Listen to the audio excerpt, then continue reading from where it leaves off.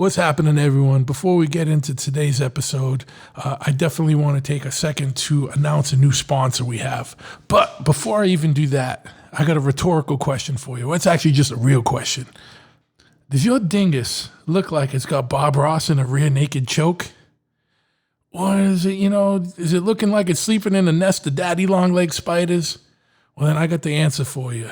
And this leads into our new sponsor here, manscaped.com.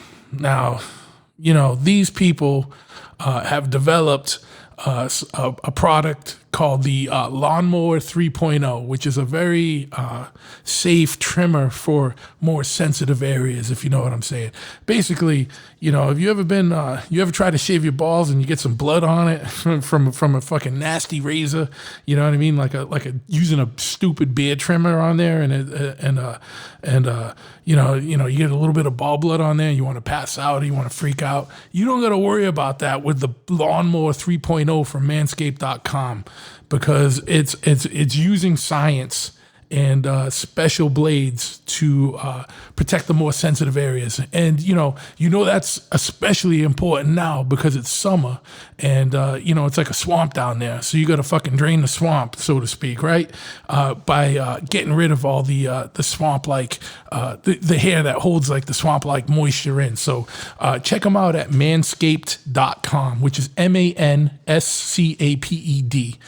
They got a whole line of products, right? That, not just the razor. You can buy the razor. You can buy replacement blades for it, and they use like these ceramic blades, so it's not as fucking gnarly as beard trimmers and whatever. They also have a whole line of like different kind of products. Like they got a body wash called Crop Cleanser. They got a product called the Crop Preserver. It's an anti-chafing ball deodorant. And so do with that as you will. But you know how it is in the summer, man. You want to protect yourself from chafing, especially if you're doing a lot of activity, walking around and whatnot. They got colognes. They got like foot deodorant. What you really should check out is they got this thing called the Perfect Package 3.0, which comes with the razor, the Lawnmower 3.0. It comes with some of this thing called it comes with the ball deodorant and this ball toner shit, a bag, some boxers, all kinds of shit. It's only $99, but on top of that, it's on sale for $99, right? And on top of that, if you use the code BIGTRUTH at checkout, you get an additional 20% off that and free shipping.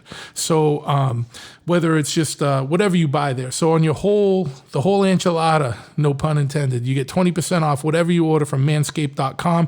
Want to thank them for reaching out and becoming a sponsor on the podcast here. Good stuff. I use it, stand behind it. Again, check them out, manscaped.com. Use the code BIGTRUTH at checkout. You get 20% off your order, whatever it is, and free shipping.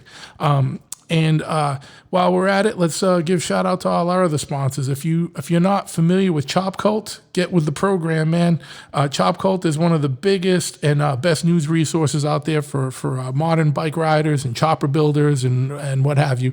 Check them out. They got a website, chopcult.com, that's filled with weekly features, blogs, classifieds, and a huge motorcycle-related forum. So if you want to look for tech advice or you want to look for parts, whatever it is, say you're into old Hondas, they got a section for Japanese bikes, they got a section for British bikes, they got a section for new Harleys, for old American bikes, all that shit. So check them out, chopcult.com.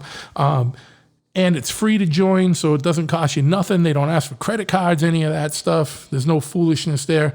You can also check them out on all the social medias, Instagram, Facebook, Twitter, Tumblr, Pinterest, whatnot, simply at ChopCult. You might also want to check out omertamia.com, and on Facebook and Instagram simply at Omertamia, which is OMERTAMIA. I know I got a Boston accent, and that's why I spell this shit out for you, so you can find them. You can also look at the show notes and look at my website, and I have links to all these guys that help support us. Omertamia is a streetwear brand dedicated to the code of silence and fucking old man, not old man, but old school, like ethical values and whatnot. Code of the streets type shit. They've been around forever.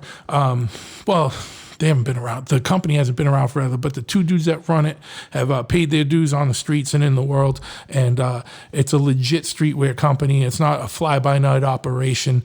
They have a whole line of clothing, T-shirts, hats, fucking socks, jackets, hoodies, whatever you want. A lot of it is made on American-made apparel. They also have things like art prints and stickers and patches and even pomades and stuff for those of you that like to slick your hair back. These guys represent fucking to the fullest, 100%. Check them out at amertamia.com. And if you use the code, same code, Big Truth, BIGTRUTH, you get 20% off your order from them as well. So check them out. Also, you want to check out Pitchfork. Pitchfork is a clothing company and a record label out of New York. My homie runs that, been running it for a long time. Warren, you can check them out at pitchforkny.com or on Instagram at pitchforkny. They do... They've been making all kinds of like hardcore and punk related and metal like type clothing. And then also they have a record label where they do a lot of split 7 inches that are on collectible vinyl, collectible colors.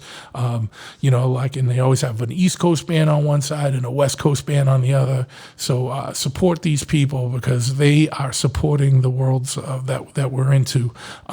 Also check out Chop Ahead, which is my motorcycle shop. We have a website, chopahead.com, but we got a brick and mortar store and shop that's more important. So if you're anywhere in New England, come on by.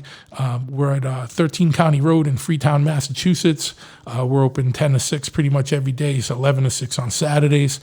Full service motorcycle shop. We do motor work, fucking repair work, service work. You want to do some speed stuff to your motor. You want to rebuild your motor, whatever you want to do, we do it. Full fabrication. You want an oil change or you want a full custom motorcycle built, and everything in between. We handle that. We also have some merchandise and accessories and apparel online or in the store. We carry all kinds of stuff, man. Any part you need, we have it or we can get it, whether you see it on our website or not. Like we're not a full-time website, and we're not a full-time on-web like distributor. But if there's something you see you don't want, I can get it. I can probably even have it drop shipped from one of my distributors to you so you can have it in a day or two. Give us a call, 508-995-6764 if there's something you need, or reach out at chopahead.com, or you can email info. Actually, just email me directly, truth@chopahead.com. And finally, check out thebigtruthpodcast.com, and that'll give you all kinds of we're working on the website. It's been up. We got some more features coming soon. A little store. We got the news blog feature up, and we got all the episodes up. So definitely. I don't know where you're listening to this, but if you can check out bigtruthpodcast.com. We got a link to every episode, and we also have all kinds of information up there. So we definitely appreciate you listening, or I definitely appreciate listening.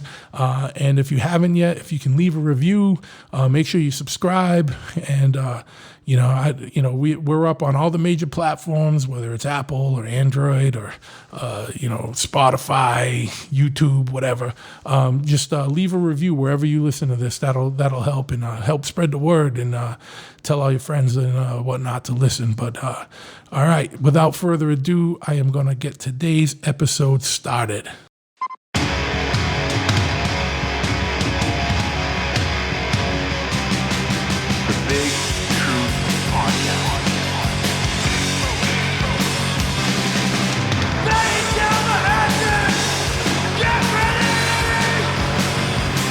Ignition sequence start. 6, 5, 4, 3, 2, 1. We have a liftoff. Yes. Once again, we have liftoff. I want to thank you for tuning in to this episode of the Big Truth Podcast. And last week we had a little bit of hiatus. There was so much going on with the tattoo shop reopening, and we had a big event at the Shop Ahead booth. At the shop, and the first bike night of the season. That was crazy. We had dudes all the way from Albany coming over and whatnot. So just forgive that last week. There's not going to be a lot of weeks where we miss one. But We're gonna more than make up for it right now because I got a very special guest with me right now. It's my boy Jesse. We go back to the old Babyhead and even the Rocket days, I think, in Providence and in the old hardcore scene back then for decades. You might know him from a band called Killswitch Engage. You might know him from Seemless. There's countless bands and things he's done. You might know him from Corrin. Who knows? I don't know who's listening out there, but I just want to give a big welcome to my boy Jesse. What's happening, man? Yeah, man. Back in the day, I love it. Back when shit was like real and exciting and raw, man. I miss those days. I'm not gonna lie. I love my life. I still have days when I'm like, damn, it was just so raw back then. Oh yeah, I miss it. You know what I miss? It was raw, but you also. You never knew what to expect. Like when you went to a show, there was always an element of like the unknown, sometimes danger, sometimes like mad fun shit. Like, but there was always there was something gonna like be popping off or some fucking craziness. Yeah. or sometimes it was a combination of both. It was dangerous, but it was still fun. Yeah, exactly, dude. But yeah, dude, I'm actually doing this podcast from home. It's the first one I've done from home. I'm usually doing them from the tattoo shop or over at Chopperhead. It's very bizarre. I'm looking out the window, just looking at the woods and shit. So this is actually pretty nice. But dude, so I know we're on coming out of a 3-month hiatus. I know, is it New York still fairly on lockdown, or are things starting to open? I know like no venues or anything are open, but yeah. See, well, fortunately, where I live up in the woods here in Woodstock. Things never got, I mean, they were crazy, but the feeling and the anxiety in the air was not as bad as it would have been if I had still lived in the city, thankfully, because New York City was bad. Like, I have friends there that they were saying it was bad. They had like patrols and like all kinds of stuff. So up here, it's a real nice community, and people were always mad respectful about it, like keeping the distance and all that. And yeah, we had like a lot. And another thing too is there's a lot of places with outdoor seating up here. So a lot of the bars and restaurants with outdoor seating were the first ones to start opening up before anybody else was. So like one of my favorite bars to go to up here, the first day they were open, me and my girl went immediately, and like they were bumping reggae music and serving cocktails. It was so nice to get out and just be around people and hear laughter and like hear music being pumped through the system. So the vibes never go weird here, but things are definitely starting to pop off over here again. Yeah, man. So that's good. I recently went back to my first. We went to a bar outside of Boston like a week or so ago, and isn't it very bizarre to go back into like a social situation with other people? Like it's like you feel weird. It's like, oh wait, am I in a time warp? Like this is like, it's weird how big 3 months can have on your life. Like just changing the way you think about things. Even if you're trying to avoid all that, like it still kind of sets in. And then it was so weird just being out somewhere. Yeah, it's kind of like sensory overload. You got to get used to it. But like another thing I realized for me, like, because I'm kind of a hermit. When I get off tour, the last thing in the world I want to do is hang out with people. I like to hide out. So for a hermit like me, realizing that I need people. I missed it so much, and like the first time I went to that bar, literally just hearing a group of people across the way laughing was like medicine for my soul. I was like, oh man, people like happiness, laughter, like that background noise that you get in a restaurant, the clanging of thick dish, like all that shit. Yeah, I love that. I didn't realize how much I really loved it until it was gone. Sure. And I think that if nothing else, perspective is everything when it comes to this shit. And like, 3 months doesn't seem like a long time, but when you're so used to like a particular style of life and it's taken away from you, I can only imagine it's something like, not quite as extreme, but going to prison and then coming back out and having that freedom again. It's just, it kind of changes you. It changes you. That's it. Oh yeah, no, absolutely. Absolutely, dude. And it's like, and we're in similar situations where we both lived in the city a lot of our lives, but we moved into more woodsy communities, and the same here, man. Like not much changed in my town, just more people wearing masks and stuff like that. But like, besides certain things being closed for a little while, like, or just doing like restaurants, just doing takeout or any of that stuff. But yeah, it definitely, I was very much appreciating that I was where I was and that I wasn't in the city anymore when this shit was popping off, for sure. And that's the bottom line with all this shit too, is like I think if nothing else, it's going to help people appreciate the things that they've taken for granted. I know for me, I was burnt out. I was touring so much with Killswitch to the point where I remember coming home a couple tours ago and looking at my girl and like, yo, I'm done. I'm so tired. I want to sit in my backyard and watch the seasons change. I want to slow the fuck down because I just felt burnt out. And then, you know, a couple weeks into the quarantine, I'm like, I'm eating my words. I'm like, shit. Like, the thing I wanted, I got, and then I'm unhappy with that too. But I adjusted my mindset. I adjusted everything. I just think the bottom line is people are going to learn to appreciate those things that they didn't have, like going out to eat, like going to see a show. That's going to be huge. I can't wait till not even just me playing a show, but going to see a band live. I can't wait for that. That's just like, you take it for granted. You've had it your whole life. It's never been taken away from you. Yeah. So that shit's the biggest one on my list. It's just live music. I miss it. Yeah, dude. I mean, you know, I've been around alive for a while. Like, and I'm 48, dude. I can't think of the last time it's been three months or more since I've gone to a show. Not having gone to a show. It happened. Yeah. It's like it's your lifeblood. I mean, it doesn't matter what kind of music or what, like just hearing live music. All right. So like two days ago, there's a place over here. And again, there's a lot of outdoor venues. So this outdoor place that had been closed from the quarantine opened up a beer garden so they could open up. And they're having live performances every night. And granted, it's like, you know, mad social distancing, but we were eating at a restaurant nearby and I heard someone strumming a guitar and start to sing. And yo, I got emotional. I was like, oh, live music? What? Yeah. I haven't heard that in so long. You wouldn't give a shit. What it could have been like your life. Yeah, it could be polka at that point, dude, and you'd be stoked. I wouldn't have cared. Yeah, up here in Woodstock, it's a lot of hippie music, but you know, it's fine. It's not really my bag, but to hear it was just like, oh, word. I could totally kumbaya with all these motherfuckers in the beer garden. Yeah. Oh, yeah. It's crazy, man. I wonder, like, when they try and do social distancing with like hardcore and punk or like metal shows, like how that's going to fucking work. Because yeah, and how would you even pull that off? Because half of the energy is just about being all open to each other's shit. Exactly. I know that shit's weird. I don't want to think about that. I mean, I would do it obviously, but like that's just weird. I mean, you know, half the venues that have no stage diving policies can't control the no stage diving policy anyway. So how are you going to keep people like from just, you know, I think what they're going to do, they're going to have to just do like less capacity type of situations. I don't think they can do social distancing in a venue. It'll be less capacity with like bouncers with flashlights yelling at people to like spread out. That's probably what it's going to be, which is fucking weird, but yeah. You know, honestly, at this point, I'll take what I can get. I know there's people I think there's a woman in Germany who did like a drive-in where people drove their cars and she performed, and I kind of walked around the parking lot. Man, you know, honestly, man, if I got to do that, I'll do it. But yeah, there was comedians doing that same thing. There was like Bert Kreischer and some of them guys did one where they did a comedy show at a drive-in theater. And just set up a stage. I feel like if that's the route we got to go until shit starts to get back to where, you know, we can do that, then so be it. I'll take what I can get.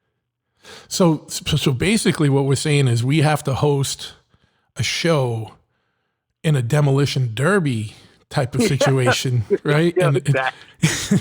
Have a band play, and then you can bring your car, but be like, hey, man, it's like, you know, yeah, that would be sick, right? You can't mosh, but you can bring your car and you can, you know, we can have a demo derby, dude, you know. That's like Thunderdome for cars. That's dope. Let's get that I would do. All right, so the Seekonk Speedway. I don't know if you remember that place from out here. I remember. All right, let's get up with them and see what we can do. We got to be the first ones to put that on. You motherfuckers going to steal that idea. At least give credit to me and Jesse for that, because it's going to be well, we could do like the Weapon and American War Machine and get some more like hardcore shit going on. Yeah, get some bikers out there and let's make it happen.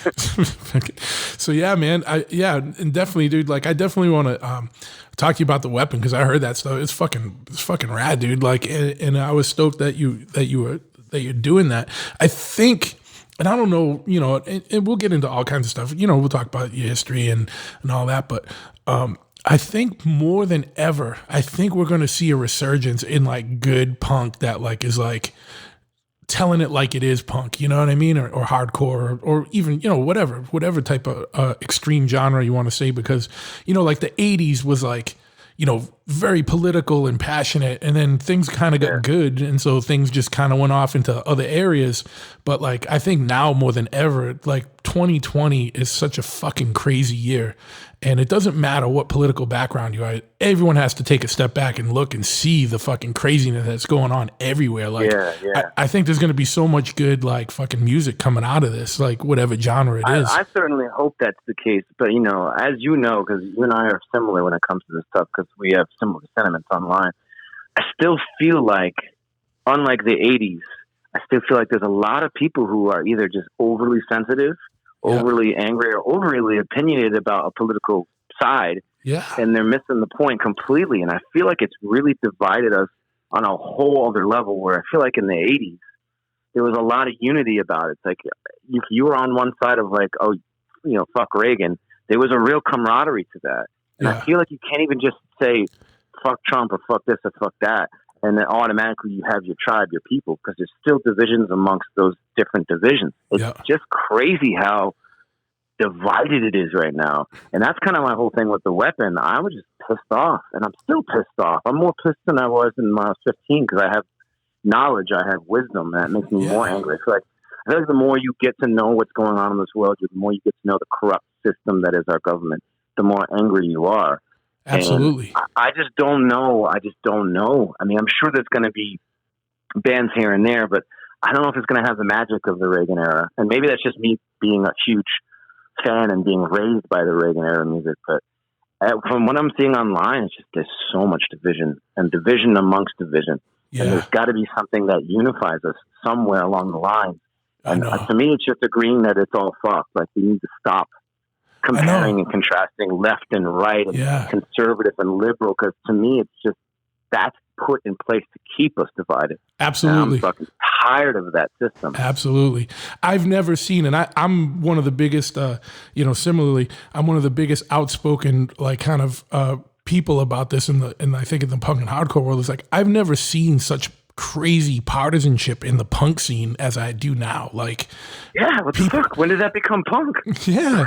I'm like, and it's crazy because, like, it's easy to criticize one political party and easy for some people to criticize the other, but it's like, I'm stepping back saying, fuck both of them, dude. Like, neither of them are representing me, dude. And that's how it's always been since we were kids. Yo, 100%. I love, you put up a post a while back and was like, if you're a hardcore kid, if you were raised by punk and hardcore and you're claiming to be left or right or whatever, it's like, you missed the point entirely of the music that raised us. Like, you said it in so many different, you said it similarly to what I'm trying to say, but that's how I feel. And that's why I'm like, I get it. I'm shocked when I'm seeing bootlickers, people who are like mad political, and they're people that I know that grew in that scene. It's just, it fucking blows my mind, because it's like, what happened to you? Yeah, exactly.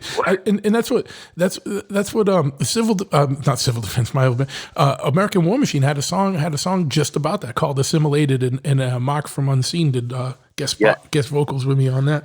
And it's just crazy. Like, question authority, dude. Like, that was it, and it's like, I think what the difference was, and I've talked about this with other people on other podcasts, when we were young, there was way more of a us against them mentality, meaning like us against like the world, like mainstream shit, or like the against the political system, against cops, whatever, dude. Like, you know what I mean? Like, so, we grew up like punk, like, so like, I was more like punk and hardcore and stuff, but like, I knew kids that were like into like, goth stuff, or like people that had different viewpoints that were way more left than me or way more right than me and whatever. But like, we were more unified in that, like, when it came down to it, it was like us against like the rest of society, dude. Like, cause we were getting fucked with by everybody. And we were all like, you had to be there to hang out with each other. So it was like, all right, dude, this is the dude that's going to get you back, whether you 100% agree with him or not. Yeah. I got twofold thing to say on that, because you nailed it on the head for one thing, but two things. One, I used to love the mix of the goth and the ska bands, and like all those bands that would come together, and like certain nights you'd see them at a certain club, and like you knew they were your people, regardless of the separation of genre or whatever. Yeah, there was definitely a mentality of like the underground kids, the people who were the misfits, the people who didn't fit in high school. That all of us definitely had a sense of. There might be little fights here and there, but on the whole, we were pretty much on the same team. We were in the same tribe. That and the one thing I really want to nail on what you said that really struck a chord with me is you said mainstream. The word mainstream. Punk and hardcore became mainstream. I know. So because of that movement that happened in like the late 90s, 2000s, the Hot Topic generation, you had these people who weren't raised, whether, come from a poor family or from the street or an abusive home, or like usually those types of people are the people that got into hardcore and punk. Yeah. You didn't have privilege. You weren't raised in like, a suburban environment with like 2 cars and your college tuition paid. You didn't have that shit. You had to be part of the culture to know the culture. So when the culture got exploited and put on blast through, pop punk and whatever happened, then you had all these people who were from these different upbringings that were like, oh, I like this music. They didn't understand the culture. They liked the music. And then the music made them look like the culture. So you had these people who look the part, who like the music, but they didn't have it in their blood. They weren't raised on it. They didn't discover it for themselves. No, and but it's you not could part of their lifestyle. Yeah, you could go to Hot Topic at the mall and be like, all right, I can buy, my starter kit for whatever I want. You had the skinhead starter kit, you had the punk rocker starter kit, the goth starter kit. You could buy it all right there at the mall, right next to JCPenney and Spencer Gifts, And then you go down the rabbit hole online and you figure out what it is, but it's different when you had to discover it for yourself. It's different when you had like to be there. I remember going to shows when I was a kid and being scared. Yeah. Like literally being like, I'm going to get my fucking ass kicked at this show. I remember seeing the Meat Men at Club Babyhead when I was young, and I literally had no idea who they were, and walking into the room full of skinheads and be like, yo, this is some big, crazy looking motherfucker. Wait, is this the one? Is that the one with Derek Lumina shit on stage and kicked it in the crowd? Yeah. and then Tesco V said Derek had like a lifetime pass to get into Meat Men shows. Oh my God, yeah. Dude, that's mad funny. Peace to Derek, man. Rest in peace. He was such a good dude. Yeah. So listen, I had like the time of my life, and it was like going to shows like that where you conquer your fears and you become, you earn it. You earn that shit. And I feel like with punk and hardcore, it was a culture. And you had to be there. You had to be a part of it. You couldn't just sit back from the sidelines and watch on YouTube.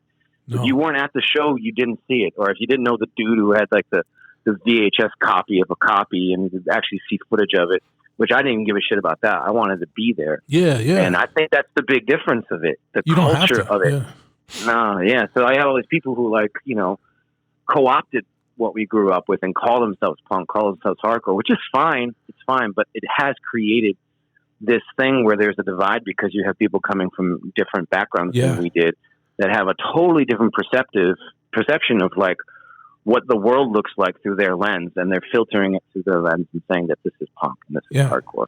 Absolutely, dude. In metal too, like it's all the same shit. Like to me, like and it's like one of the things. This is like piggybacking on what you said. Like when we got into it, like you got into it because you were drawn to it, and it was like it was for you, like because it wasn't cool to be in it. Like you had to literally fist fight I like literally got into fist fights on a weekly fucking basis because of like I had a skateboard or how I looked, and it was like, oh, you fucking punk faggot or you faggot, blah blah blah, and you had to get into fights with like the jocks and the whatever. I'm not trying to use terms just to stereotype people, but at the time it was like but that's what it was. The Guido dudes, the Chalk dudes, this dude, that dude, and it was just like, then at some point, like you said, it like punk and hardcore and metal and stuff became like the cool thing, and like then it was like the cool kids were in it, and then it kind of got so like, and I'm not trying to be elitist with shit.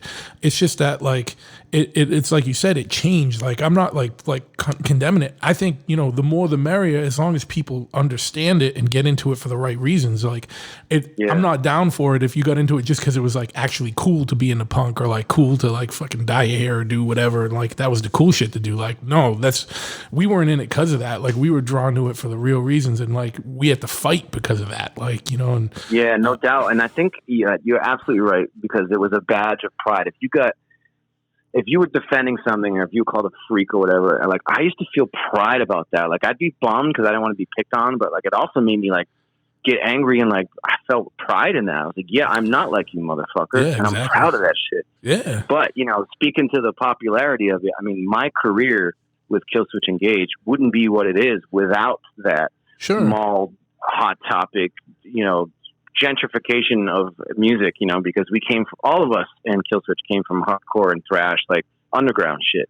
And then when that shit popped off and like became, I remember the first time seeing like the quote unquote like college kids, with the caps and like college sweatshirts and, the jockey kids showing up to shows and throwing down in the pit and not understanding the rules of the pit, starting to fight. That was kind of the beginning of it. It's like, oh, these dudes are now starting to show up to the shows. And that's when shit kind of started to change. And you had to change your mentality about it. So at first it was upsetting and it was like, damn. But then it was like, success is happening, money starting to roll, and you have a career. And I was like, oh, so what do we do here? So now what I do now, even to this day, is I look out and I'm still preaching unity. I'm still telling people don't do that in the pit. Like, don't fuck around. Like, pick somebody up when they fall. Like, little things like that, you'd be so surprised. Yeah. Still mean something and still matter. And people appreciate that. They come up to me after the shows like, yo, when you stop the song for that fight and told people to chill. So that's kind of what we're doing with what our success is. We're trying to hand off what we've learned from our culture and let people know, look, you might think this is this way. For example, the pit is not a big fight. It's you getting out your aggressions. It's controlled aggression. It's controlled violence. And teaching that to people who don't know what that is, that goes a long way with like crossing the bridging the gap, if you will, of people who don't really understand the culture of the music. Yeah, absolutely, dude. And I remember even in like the like late 80s and this is no diss, like when metal dudes, like especially like some of the death metal dudes started like branching out and coming to hardcore shows. Like, it wasn't all like cool at first because like a lot of them dudes didn't understand the rules, and like they would just fucking fuck shit up, and it was just like they had to get educated, and once they did, it was all good. And but yeah, like I know exactly what you're talking about, just because that's even goes back to the late 80s, like when metal and hardcore kind of just started more converging together, and yeah, man, I don't know. I just remember it used to be some sketchy shows, man. You still had that in the early 90s, though, too. I remember starting to see Iron Maiden and Slayer shirts at hardcore shows and dudes with longer hair. Because I remember when I first started going to shows, if you had long hair and you went to a hardcore show, people still poked at you. If they didn't start a fight with you and kick your ass, people were looking at you and be like, hessian over here. It still happened, and then through my generation in the mid 90s, you saw the embracing of that. You saw bands like Earth Crisis naming Slayer and wearing Slayer shirts and being like, yo, we're down with this shit. So I remember Iron Maiden and Slayer shirts started to show up everywhere on hardcore bands. And I was like, that was when that metallic hardcore thing started happening. Yeah, man. And that was the beginning of it all. And that's kind of where I come from, is that mixture of, I mean, even Corrin, you can hear the metal. Sure, Chris Fassini was into black metal. Like, he loved black metal. I remember, he had like a crazy stomach tattoo that was all black metal style. Yeah. yeah, isn't that funny? And then Joe, our guitar player, was really into The Cure. So we had these gothy black metal, death metal. So Corrin was very much a byproduct of the crossover movement, and like we embraced all of it. And that's the birth of like all these bands that went on to be what they were, including, my career with Killswitch. It all burst out of that crossover of metal and hardcore. Yeah, man. Yeah. And, and there were like, even though like, like what I'm talking about, there was like kind of distinct scenes. There was like certain dudes would come and they were more from like a real early, like late 80s death metal type thing. Like not like the Dawkins kids, like, you know what I mean? Like, those dudes used to come and start troubles just because they didn't understand it. And like, when it did kind of merge and meld, like, then you'd start seeing like, this is one thing I miss, this is a long roundabout way to get it, but I remember we used to go to shows and there'd be like a punk band, a hardcore band, sometimes a metal band, sometimes a ska band or whatever. And the variety of that was always cool because, it would bring different people to the venue. This was at a time when, it was hard to just, like there was nothing else going on. So many people would show up to shows and forgot who I was talking to this about, but like you could have the same show happen in Boston one day and Providence the next because there was enough people to go to both shows. And now like bands have to pick and choose which market they're going to do. Yeah, and that shit was mad fun. Not to mention it was just fun because, like you said earlier in the podcast here, you didn't know what to expect. So I remember going to the show and like a weird ska band. I mean, I remember seeing Mephistopheles, a satanic ska band, and I was like at a show with a metal band, with a hardcore band, and a punk band, and being like, this is dope. What the fuck is this? Yeah, man. So like that to me, there was always that excitement when you see a band setting up and you don't know how they're going to sound. Where I feel like there was definitely a time, and there still is a time, where booking agents and people who book shows are going to book the same style of band. So you're going to go there and see like 8 bands that are playing beat down hardcore. It's like it's like I get it. I'm not that excited when I go to those types of shows where back then you saw the band setting up and you're like, ooh, I wonder what they're going to sound like. And oh shit, this is kind of cool. Yeah, man. I missed that. I definitely missed that. Yeah, absolutely. And you know, some of these big fests kind of mix it up a little, but to me that stuff's so overwhelming when they have these like 2-3 day festivals. It's like that shit's just crazy and like you know, and overload. they do it in Europe like that, man. I actually love that shit. When Killswitch plays, like we played in Japan and Bjork was the headliner. We've played with like pop bands. I remember playing in Belgium and the headliner was the Prodigy. And I'd never seen the Prodigy before. I knew that Smack My Bitch Up on their songs, and I thankfully, because of how I tour, you get VIP, so we get to go see all these bands side stage. And I'll never, ever forget rolling up, with a couple drinks in my hand, like in party mode and watching the Prodigy and literally almost dropping my drink and being stunned at how dope they were, how good the performance was. A group that I may have not gone to see, and at these festivals that they have over in Europe, they're putting you in these bills with all these different kinds of bands, and I'm able to discover new music that way. And I wish America was like that, but it's really not. Over in Europe, there's a ton of that shit. Absolutely. And that's why I love festival season in June, like when we play festivals. I get amped because I check all the schedules ahead of time. And I remember seeing Jurassic 5, some hip hop, like that shit is dope and it works. Yeah, and man. Why doesn't it work here? Why are we not doing that shit here? I know. And and that's why sometimes I just try to go to shows that, I don't even necessarily care about, because there's a big difference between, I think, too, like seeing some bands live and then listening to a record. Like there's been bands where I listen to the record, I'm like, and then I see them live. I'm like, fuck yeah. And then I go back and listen to the record and I have a different understanding of it and I'm way more into the record. Yo, that's facts. That's facts. I totally agree with that. You can't judge a band unless you see them live, for sure. Yeah. And it definitely can change your mindset on hearing that record. Yeah, I love that too. I love going to random ass shit. I love it. That's how I even got into like ska music and reggae music, is from seeing it live. When I was a little punk rock kid, like seeing that crossover, before I knew what actual skinhead music was. Sure. And seeing skinheads dancing to reggae, it kind of blew my mind because I didn't think that was a thing. And then once I figured out that was a thing, I was like, oh, that's my people. That's dope. I had no idea that was a thing. And like, it changed everything for me. And I got into reggae music because of that. Sure. Yeah. Yeah. And I find that, I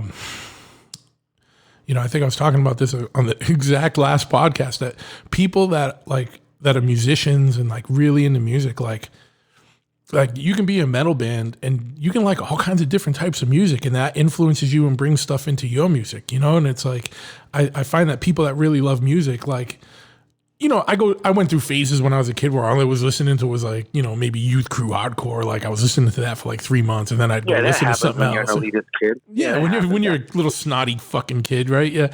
But like there's so much different music I like, and for so many different reasons. And I find that a lot of people that I know, or a lot of people that are like in like, like bands or, touring musicians, like so many people, it's like the same thing. Like you can appreciate so much stuff. Like, the last time that happened to me, and this is like me being late to the show with some stuff, but like At the Gates and Behemoth played, and I really like At the Gates, but I was never a big Behemoth band fan, and then I saw their show and I was like, fuck, dude, like it's the same thing like you did with Prodigy, right? Like I was like, this show, like their stage show is so compelling that I went back and listened to some of the music and I was like, all right, I like it a little more. It's like, it's funny you said that. I never got into them until I saw them live. I just got chills. I literally am looking at my arm. I just got chills.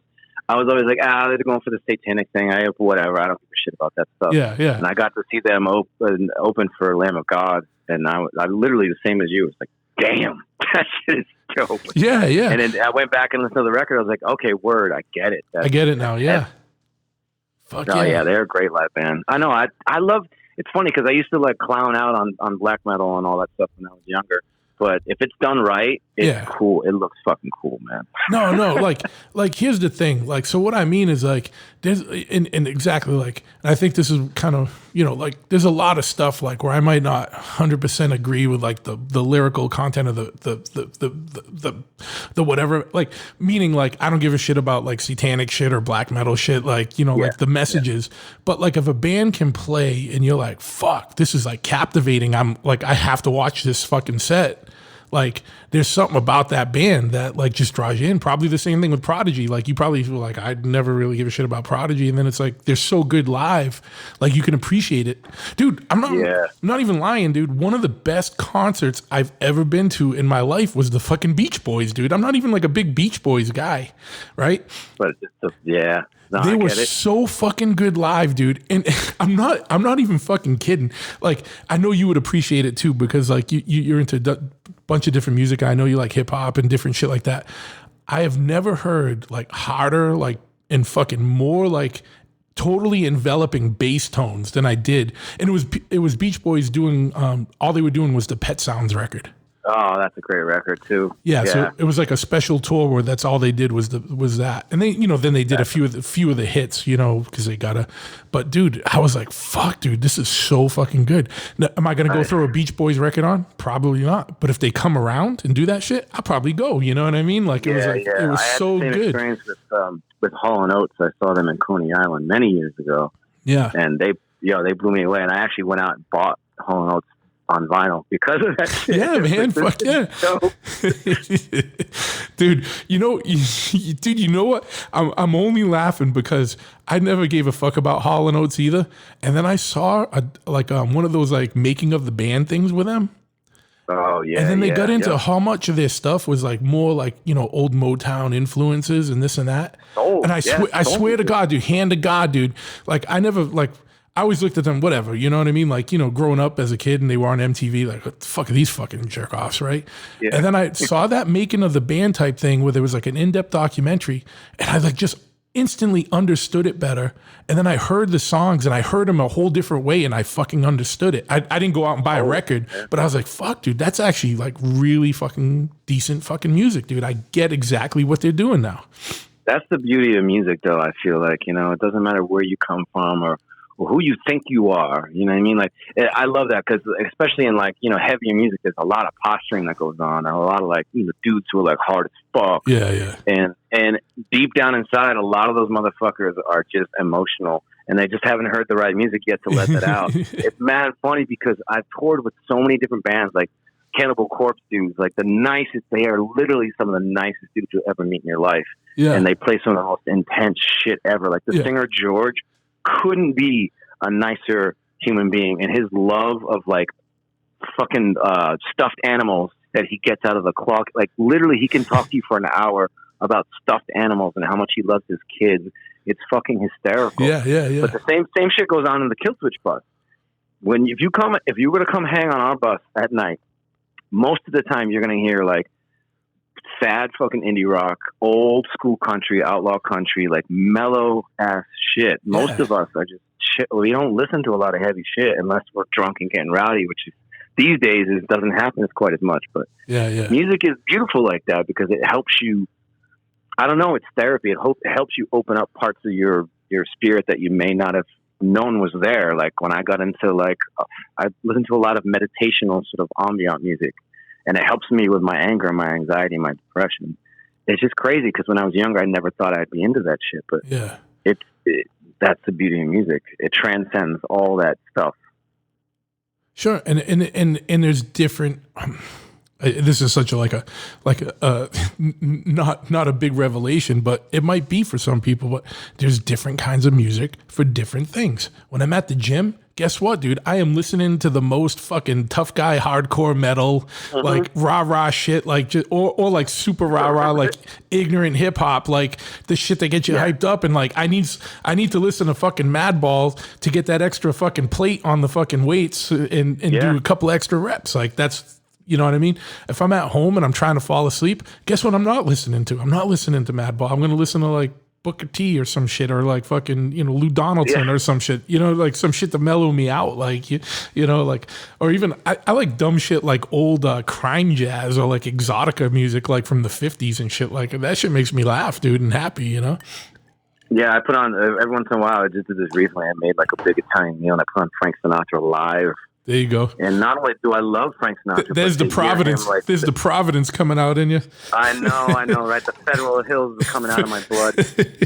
But listening to his banter in between songs too, Joe, just you're laughing and you're singing along. Like I honestly love Frank Sinatra, but like, that's it just set a mood and it was like just infectious, like it was all through the house, just like Sinatra live. I don't know, I love that shit, man. But you're right, different moods for different things. I have a whole playlist I listen to when I'm out in nature, or I'm riding my bike, or like you said, working out, or if I need to be creative, even I have music that helps stimulate, like weird white noise shit I listen to when I'm trying to write lyrics. That shit actually helps me. I put on this weird white noise shit when I have writer's block, and for some reason my brain it just works. I don't know why. Now, do you guys? I know like most of my friends that are in bands that are like, kind of like bigger or like full-time bands, like everyone kind of lives all over the place. Do you guys live all over the place, or is everyone? Yeah, we do. Yeah, it's unfortunate because it's caused us to make music that isn't jam-based like it used to be. We used to all get into a room and jam out and write music. And with Killswitch especially, because we're all over the place, it doesn't really happen anymore. And it's gotten to the point where we actually had to sit down after the last record. We're like, yo, can we just like rent a house and like chill with each other for like a month and make a record that way? Because we do it all through via email. Yeah. It's just easier that way. You don't have to worry about flights and money because everyone's everywhere, which is unfortunate. But, that's why, to me, the Weapon was so cool, because there's dudes I can drive to in like 2 hours, Jersey, New York City. We all get together, we jam. And like when we recorded that record, I did it in 2 days. It was like 3 takes maximum. Just get it done. And I haven't done music like that in years. And it was like such a good feeling to just like get it out, get it done. So after that, it was like, yo, I want to start doing more recording like that. Sure. So with Killswitch, we're actually going to make an effort to go back to the old school way, because it's cool, it's efficient, but there's definitely a vibe that you can't replicate when you're not in the same room with people. Yeah, absolutely, man. And like you need to spend some time with the music to be able to get the, I don't know what your process is like for writing, but like to me, like I definitely need to spend a little bit of time at least with like some of it, to kind of, to be able to write. Yeah, I think it's a balance between having time and then too much time. Sure. Yeah, no, absolutely. That tends to be my problem sometimes. I have too much time with it and I take too much time and then I overthink it. And my original idea is probably better than the one I had like 2 weeks from that point. Yeah, man. So definitely want to stay with it. My process is I'll get the demos. I sort of jot down words, like keywords that the song makes me feel. And then my usual thing is I'll get up mad early and get like a ton of caffeine in me and go for a long bike ride with my headphones on. And for some reason, just being out and moving, getting the blood flowing, the creativity just starts to hit. And that's usually how I start making records. Yeah, caffeine and like exercise. I was going to say, it's crazy, dude. At the gym, I'll get all kinds of ideas, dude. I think it's just because everything's moving and firing, dude. Yeah, it's the science. There's a science to it for sure. And people who will deal with writer's block, that's my big number one thing, is like get out and move. Yeah. Go for a long walk with your headphones on. The song that you're working on, put it to rest for a little bit. Don't listen to it. Go out and move.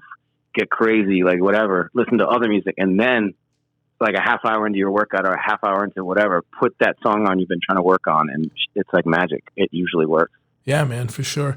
And I'll find too, I don't know if this happens to you too, like if you're thinking about something or whatever, you go to bed, and all of a sudden like 4:30 in the morning, you wake up and it's like you got like a whole verse and you're like, oh shit, I gotta fucking write this down wicked fast. Yo, that happens to me all the fucking time. All the time. It's crazy. It's crazy how that works. Because your brain, the science of that too, because I've looked all this shit up, because I've had writer's block too many times where people are just like, yo, we got to finish the record. We want to get paid. Come on, what the fuck? Yeah. Yeah, there's a science to it. Your brain actually cleans out junk at night. So all the shit that might be running through your head that's distracting goes away.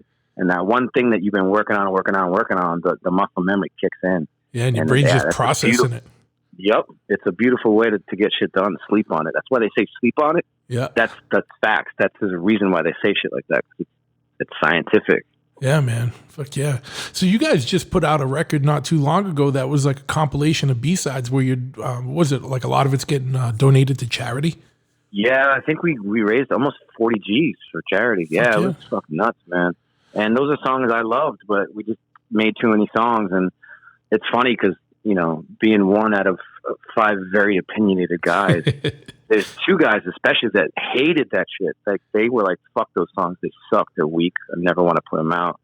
And then when this opportunity came along to work with this organization, that's like a legit, so like American Red Cross, you know, like their money goes, we don't know where it goes. You donate to them, you're not sure exactly where your money's going. Yeah. This particular organization, which escapes me off the top of my head, are legit. So if you say my money, I want to help these people, you know, whatever, the flood in wherever, it's going to go there 100%. These people will show up to these places and they stay there. They put their roots down. So they don't just go in and be like, hey, here's some charity, we're out. There's still some people from that organization in New Orleans. There's still some people over in Southeast Asia where the tsunami, like these people stay. So it was like such a good opportunity, and like we couldn't turn it down. And I was like, fuck it, let's just put out these B-sides.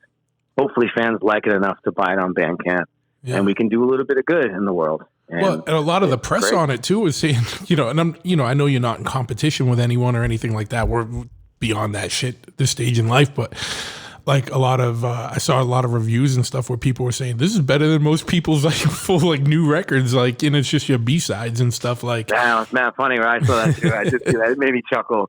I was like, all right, I'm flexing right now, but no, it's, you know, it is what it is. Everyone's good. We have a really, really high filter process with Killswitch, and we have a certain signature sound, which some people love, some people hate, some people think it's corny. But for me, it's all about the message. That's why I still do this shit. I love aggressive music. I love melody. But to me, it's about the message. That's the shit that's the reason why I'm 42 and still busting my ass. And dude, not for nothing. To have that opportunity to raise money and do something good for the world, I was like so stoked that we could do that with our quote unquote trash. Yeah. But dude, and not for nothing, man. Like, I remember when we were kids, like you were probably like 14, 15, and I was like 18, 19 or whatever. And we were at shows. Like, you were always like that though, dude. You were always about the message, dude. I remember that from when we were kids. That's why I always liked you. You know what I mean? Like, even though we were like, you know, you were a little younger than me or whatever. Like, I was like, that's a good kid. Yeah, definitely younger. I was younger mentally too. I was on some like cornball shit when I was a kid. But it came from a good place, you know? It's that whole like, that posi youth thing, I took it to heart. That the PMA, when I learned about that movement, you know, because it was like, to me, what was so powerful about that shit was like aggressive music, and Minor Threat was the one. Minor Threat's the band that flipped everything for me, because it was like, it's aggressive, it's angry, it's quote unquote scary to people, but listen to what he's saying. He's actually trying to like make a point here, and he's positive, and you can't ignore it. You can't. It's like music you put on, and it's not your fucking background music. And that's what always got me. It was like, I always was so angry and frustrated with shit. And that was like, oh, we can do it this way. We can put on this band, and whatever you're saying, you're going to shut up because I'm talking now. I got the fucking conch, and I actually have something to say. And that's still who I am deep down inside. I'm an angry little kid that just wants to make the world a better place. Yeah, man. I can't help it. It's just ingrained into me. Yeah, dude. I mean, that's how we came up, dude. Like, so it makes 100% sense. Like I said, like I was like a hardcore kid and whatever, but like my first shit was like the Dead Kennedys and all that, and like you. Oh, brilliant! Yeah. Brilliant, dude. Like you listen to it now, it's still fucking relevant, you know. And it's like we need another one of them, you know. Like, you know, it's like crazy, you know. And it's like, you know, he didn't choose a side. They fucking harassed and they were on everybody, you know. And it was like pointing out the bullshit, everybody's bullshit, left, right, whatever, you know. Yeah, I don't think there'll ever be a band like Dead Kennedys. Absolute genius, and you can still put that shit on, and it's cool because it's heavy and it's like punk, but it's surf rock too. Like there's so many different elements going on, and he just met the sarcasm that dripped out of him. Yeah, and that's another band too. Like I loved them, but I didn't get it till I saw it live. Not live in the flesh, but there was I got it at In Your Ear Records in Providence, a VHS tape of them playing live and watching his stage banter. And he was one of the greatest frontmen of all time back then in the 80s and Dead Kennedys. And fucking genius shit. Not only that, they were I mean, all top tier musicians too. That's what made them different. It was like you had this guy that was like they knew like how to play. Such a he had such commentary, and then all these dudes were like actually really fucking good musicians. They weren't like three chord guys. Like Ray is incredible. Yeah, I know that shit. Yeah, there'll never be another band like that. Yeah, sorry, it ain't gonna happen. No, but it was so great. But yeah, dude, I don't know. But I remember, dude, you were, with Corrin and stuff, like you always like tried to like, definitely like put messages in between songs or whatever. Like ITI, we were just fucking knuckleheads. You know what I mean? But yeah, but I worship at the altar of ITI. Fuck that shit. I never forget her in that first 7-inch. And my buddy Jeremy put it on. It was like, the sound quality is gritty and rough, but everything you're about to hear is. And then when that shit kicked in, jaw on the floor, I was like, "What the fuck is this?" Yeah. And like seeing the picture of the dude on the front with the microphone with his mouth, I was like, "That's what the singer probably looks like. That's what it sounds like to me." And then from that point on, actually, that's one of the reasons I wanted to scream. So before that, it was more of a punk yell. Like I was kind of into Metallica. I didn't really know too much about punk. Someone gave me a mixtape. And I kind of was like doing my best Lars Ulrich punk, not Lars Ulrich, Jesus Christ, imagine that. My best James Hetfield like impersonation. And then I heard that shit. I heard that 7-inch and I was like, how do you do that? How the fuck do I do that? I actually remember when I was really young, it was me, you, and Kendra and on Thayer Street somewhere. I was drunk. It was one of the first times I ever got drunk. And Kendra was babysitting me. And I went right up to her. I was like, I want to scream like you. And you're like, all right, kid, whatever. And sure enough, I figured out how to do it. And I was like, yo, that's it. That voice, that weird scream shit that you did back then, which you still do. I need to ask you, how do you do it like every night when you go on these fucking 200 when you guys tour like and do like 200, 300 dates a year? I can't imagine having to do that shit every night, man. Which is why, there was a time where I'd be getting on stage spitting blood and being like, oh shit, I'm dying of fucking cancer. What's wrong with me?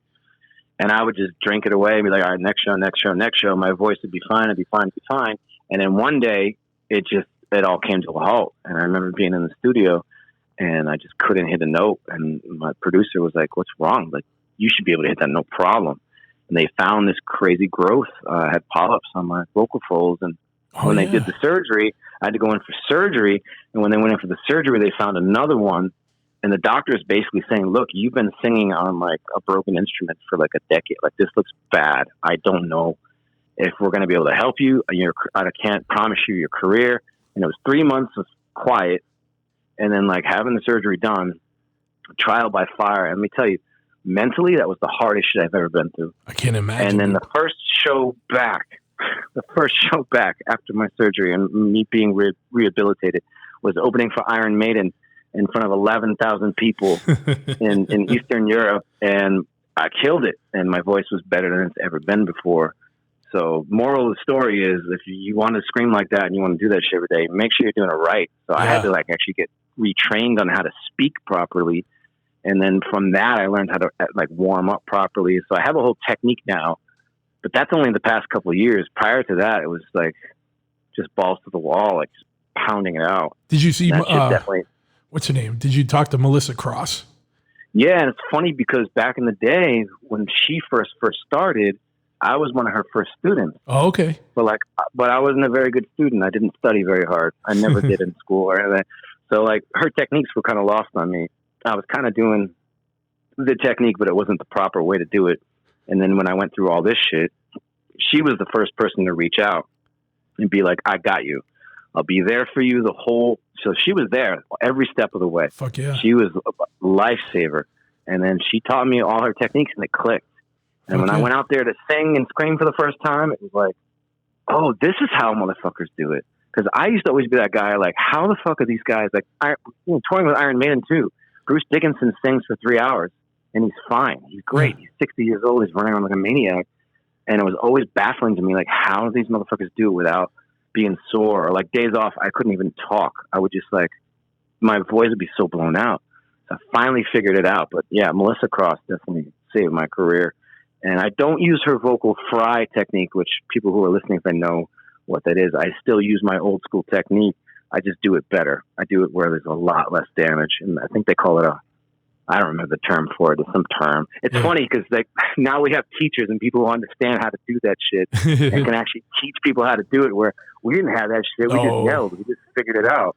Fuck yeah, dude.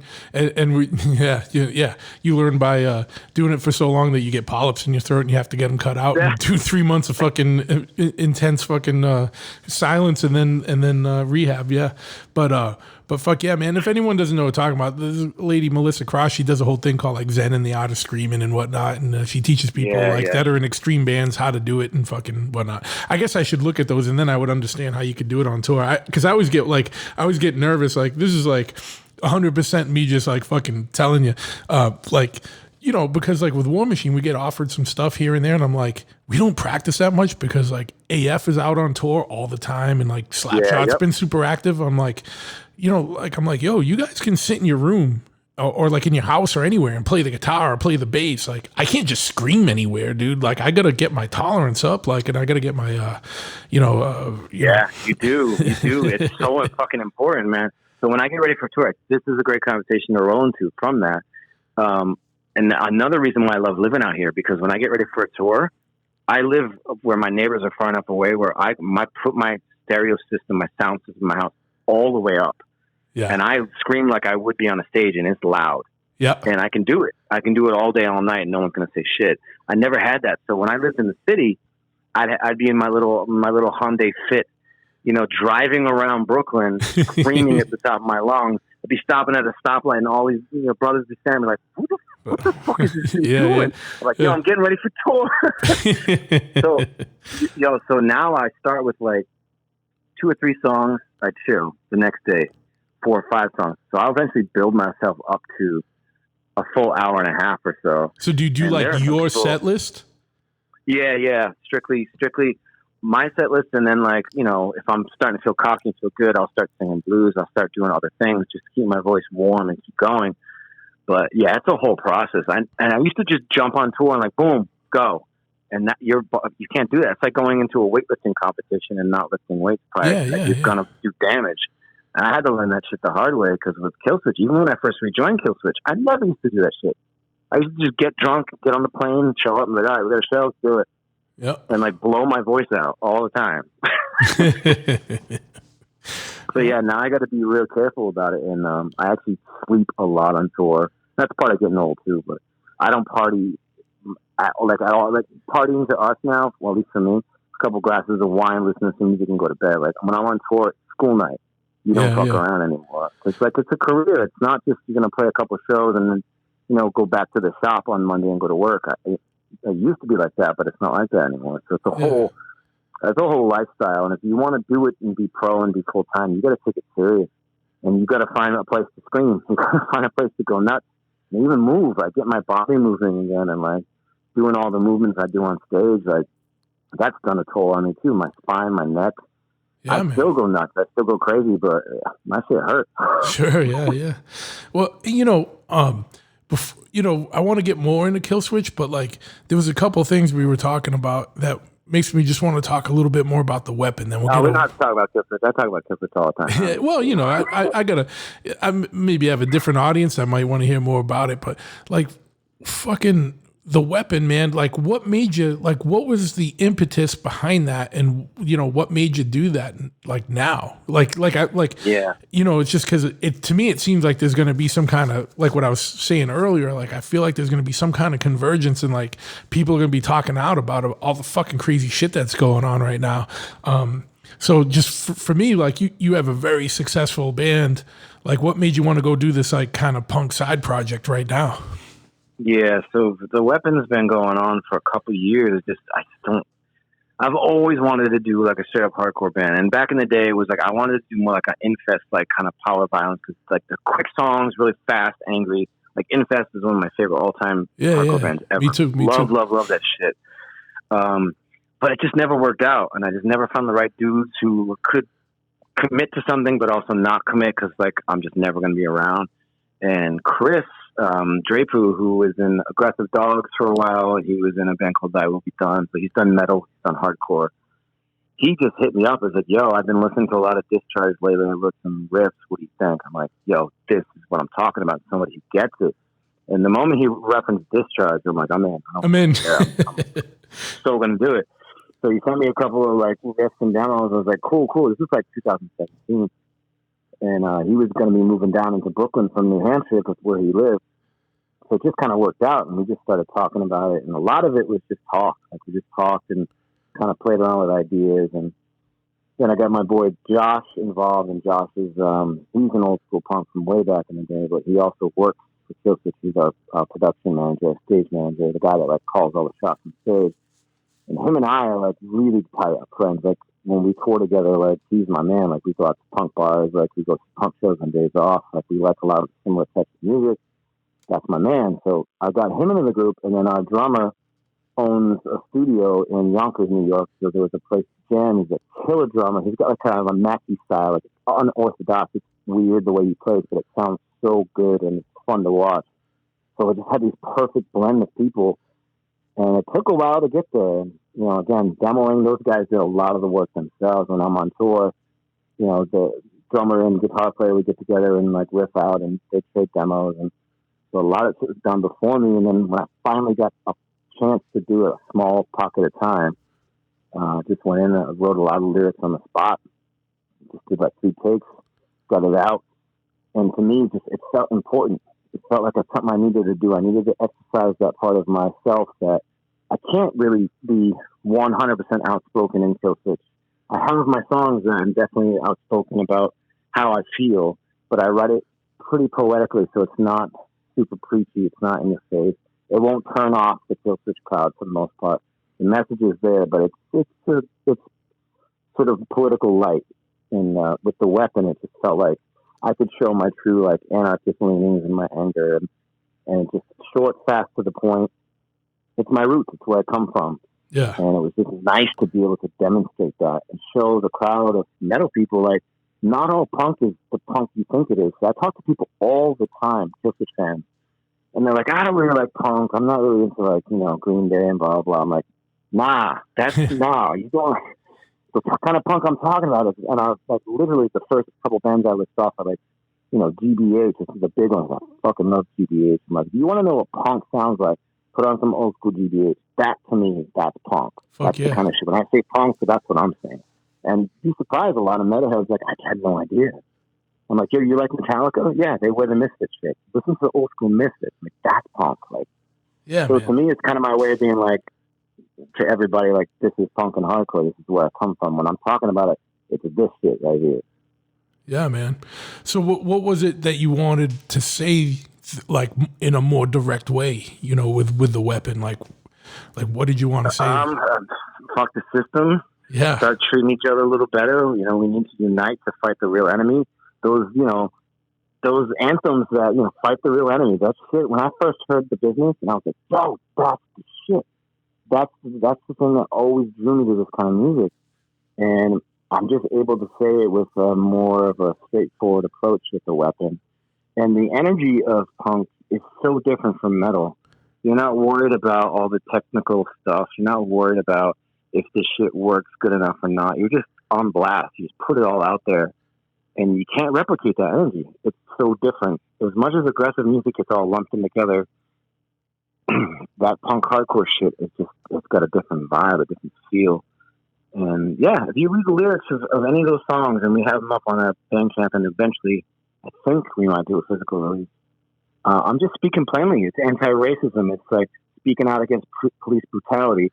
It's talking about how, like, the system's rigged. It's talking about people taking pride in something they have no control over, this weird patriotism and xenophobia that is just misguided.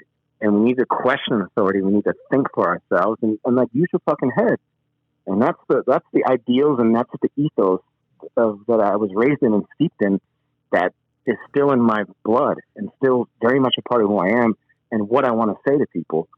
And with Killswitch, there's a mixed bag, you know? I don't write about just one particular thing. Sure. There's an element of, I hate to use this word, but let's be totally honest. There's an element of pop that has infiltrated into our style, you know, with the big hooky choruses and the stuff you sing along to. And the reason why that band is predominantly successful is because it did reach out to a much wider audience. And not everybody in that audience wants to hear an aggressive fuck the system message. Yeah. So when I write for that band, I'm careful to pen it in such a way where it's poetic and it leads you to the point, but it doesn't slam your face onto the point. Where with the weapon, it's no holds barred. It's just your face like fuck this. Yeah, and I fucking love that. Yeah, and I get it. And I get it. That's and I my get favorite shit. Yeah. And you know, one of the biggest things I'm bummed about is like the business actually hit me up and they were like, "Dude, we love you." Well, I think they said, "Mate, we really love your podcast. We want to come on when we're on tour this summer." And I was like, so looking forward to it. They were the first ones that I didn't really like know that to hit me up to come on, and I was like, "Oh fuck yeah, man, absolutely." I was like, but you know, I'm more interested. You know, I'm just very curious to see, you know, who they had, you know, see a show without Mickey Fitz, you know, like those are hard shoes to fill, man. And I'm sure they did, you know, I'm sure they're coming out legit. I can't imagine it, you know. Yeah, but, I mean, the same thing could be said for Discharge, but you know, I fucking love New Discharge. And like people can argue all day till they're blue in the face, like it's not the same. But you know what? I'd rather have the spirit of that band carry on with that fucking ethos and that message with somebody who's steeped in it and was a huge fan of it. Yeah. And like if you watch Discharge, you hear their most recent record, it's still fucking it kills. 100%, dude. 100%, dude. They played at the Bowl a couple years ago in New York, and it was the singer of the Verucas singing for him, and it was so fucking good, dude. Like, you know, it's like the legacy has to live on, and I feel that way about the business as much as like the personality. I mean, he was larger than life, period. Not absolutely. Just on the mic or off the mic. You can't replace that. So it's not, I guess people shouldn't look at it as replacing somebody. It's just letting the legacy live on. And somebody who grabs the mic that I'm sure 100% is a massive fan and is probably so fucking stoked to do it, that's going to give probably even some new blood to it. You never know. Absolutely. And that's like when there's been things like for like war zones played and just has like 10, 15 people get up and everyone sings a different song. It's shit. I mean, same thing with Bad Brains when HR's had bad nights, you know, like people from the Cro-Mags and like, we don't care. Whoever's going to fucking sing the song, sing it. Let's do it. Yeah, that's the best way to put it when HR has a bad night.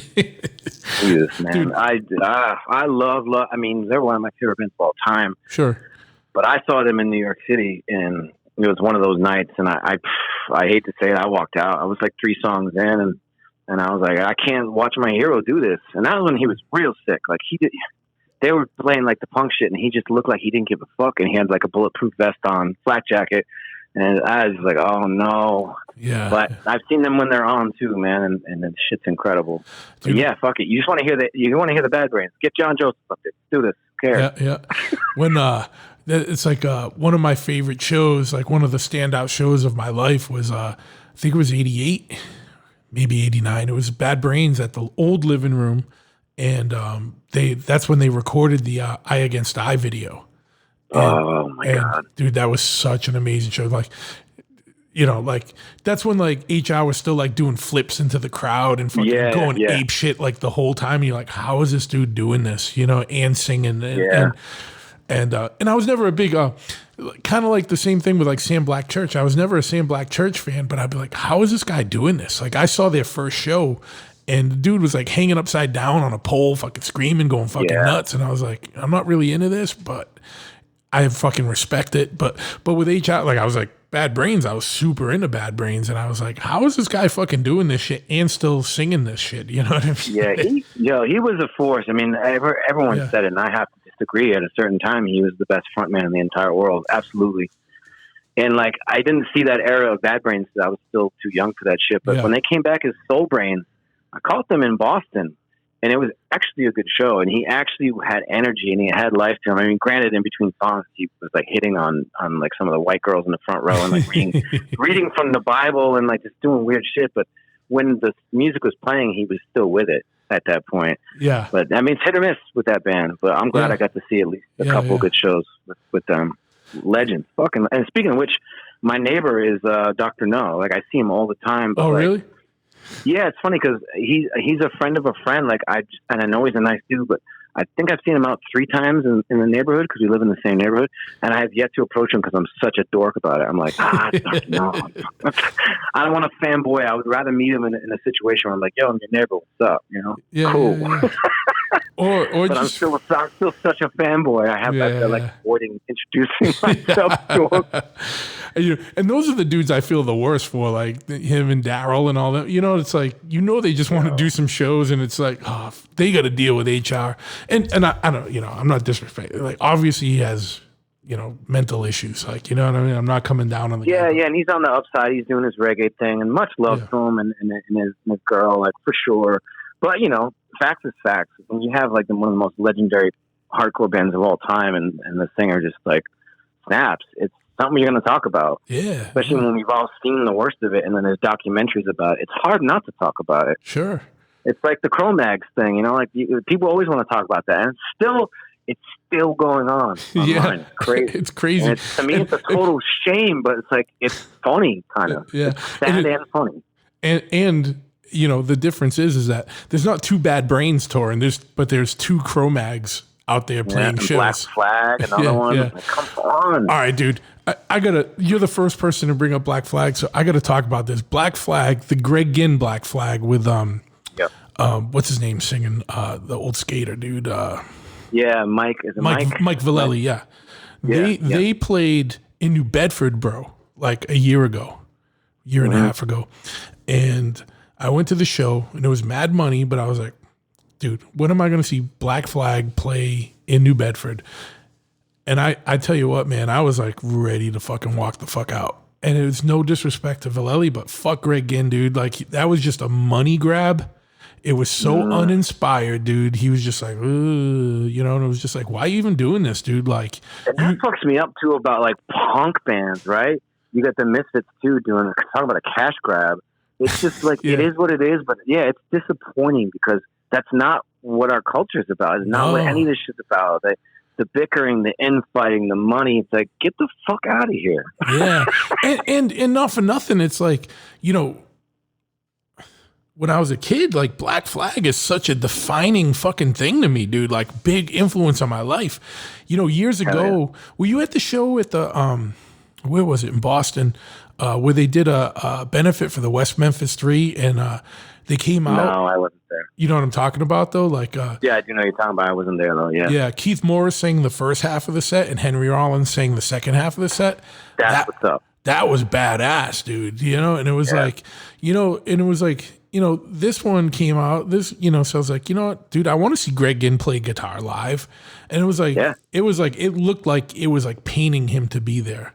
I was like, all right, dude, fuck you. Like, we just all paid like $20 or $30 to get in here, man. Like, fucking at least be like halfway into it. You know what I mean? Like, my thing is too, what else are you going to do right now with your life? Yeah, really? yeah. What else do you have to do that's better than playing some Black Flag? Yeah, he had that band for a little while, the Royal We. Like, oh, so what are you going to do, tour with them, dude? Like, fuck you, dude. Yeah. And it's weird, man, because, like, it's like, if you're not into this anymore, all right, it's cool, like, cool. There's plenty of other younger bands out there that are killing it. Yeah. Or, bands like Sick of It All who are older than all those motherfuckers and still destroy that shit live, man. Yeah. Because it's still in their heart. Like, you know what? Yeah. Don't do it just a fucking a cash grab, dude. Grab. You know what I mean? Like, fuck you. Like, I was like... Killing the vibe, and you're killing the whole culture when you do that shit. I hate that shit. Yeah. I was like ready to go come home and break all my Black Flag records, and I was like, wait, some of them are worth money. I'm gonna fucking sell them.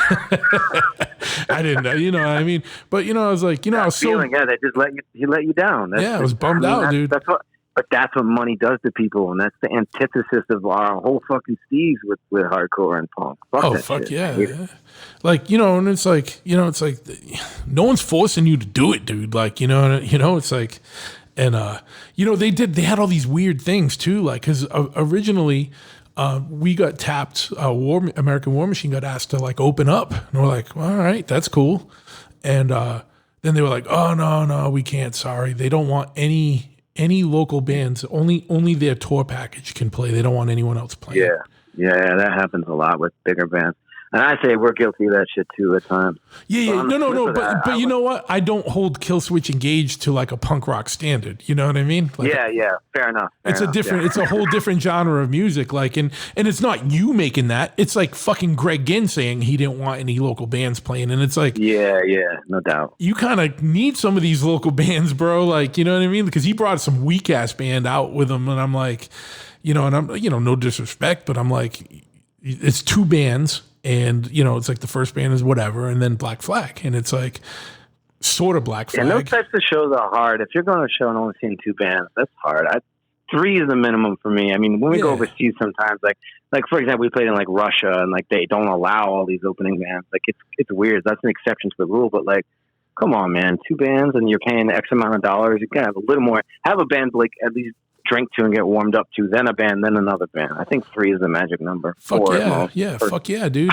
And being like no local bands, like blah blah blah. And I'm like, well, technically, I don't know. Like our dudes are in Agnostic Front and fucking Slapshot, bands that never stopped. Yeah. So fuck you, dude. Exactly. Like we got more high ground here, not you, dude. Like you're coming back so you can get a couple bucks because you see Keith Morris doing well. Because you see Keith Morris doing well, yeah. And it's like, with the off stuff, you know what I mean? And it's like, oh, but whatever. And just flip it into something that I felt might be appropriate to go into is the whole like Killswitch being what it is, and all of us coming from that scene and talking about money exchange and stuff like that. It's funny because there was a certain point in my life where I was actually asked to rejoin Killswitch when there was a falling out and there was issues with the other singer Howard, and I actually said no. Initially, I turned the gig down. I was a bartender in New York City, like working this blue collar shit, and I had to come to terms with my punk rock guilt. I had to come to terms. It was literally like a moment in my life where I swallowed my pride, and it changed my life forever. And I remember I was behind the bar. I was like cleaning some glassware, and some dude recognized me and was like, "Yo, didn't you used to sing for Killswitch?" This is literally days before they were going to hold auditions in New York City for a new center. And it kind of just struck me. And I was like, I had to really face down like my punk rock guilt and like go, all right, so do I rejoin this band and sing a bunch of covers I didn't write and have the opportunity to create new music and actually have a career and not work at this fucking bar? And I decided, I was like, yeah, fuck it. I don't care if whatever cred I had is gone. I don't give a fuck about that shit. And it was the best move I ever made. And when I talk to people about that, especially to some of my old school friends who still sort of have that weird, childish, angry punk rock mentality of like, oh, you're a fucking sellout, your band sucks, this and that. I just tell people, I'm like, look, it's a job too. You can talk about how you were steeped in a culture and raised a certain way and you think a certain way. But like, what do you do for your work? What do you do for a job? Oh, some of these people work for corporations and they sit behind a desk. I'm like, you're the sellout, motherfucker. Yeah. I'm like, fuck you, man. Like, I would rather be in a band that you might think is cheesy or whatever the fuck, than have to work at a bar making next to nothing on cash tips. And like that whole mentality flipped in my head, and it's the best thing that ever happened to me. So I can still claim that I'm a punk, that I'm a hardcore kid.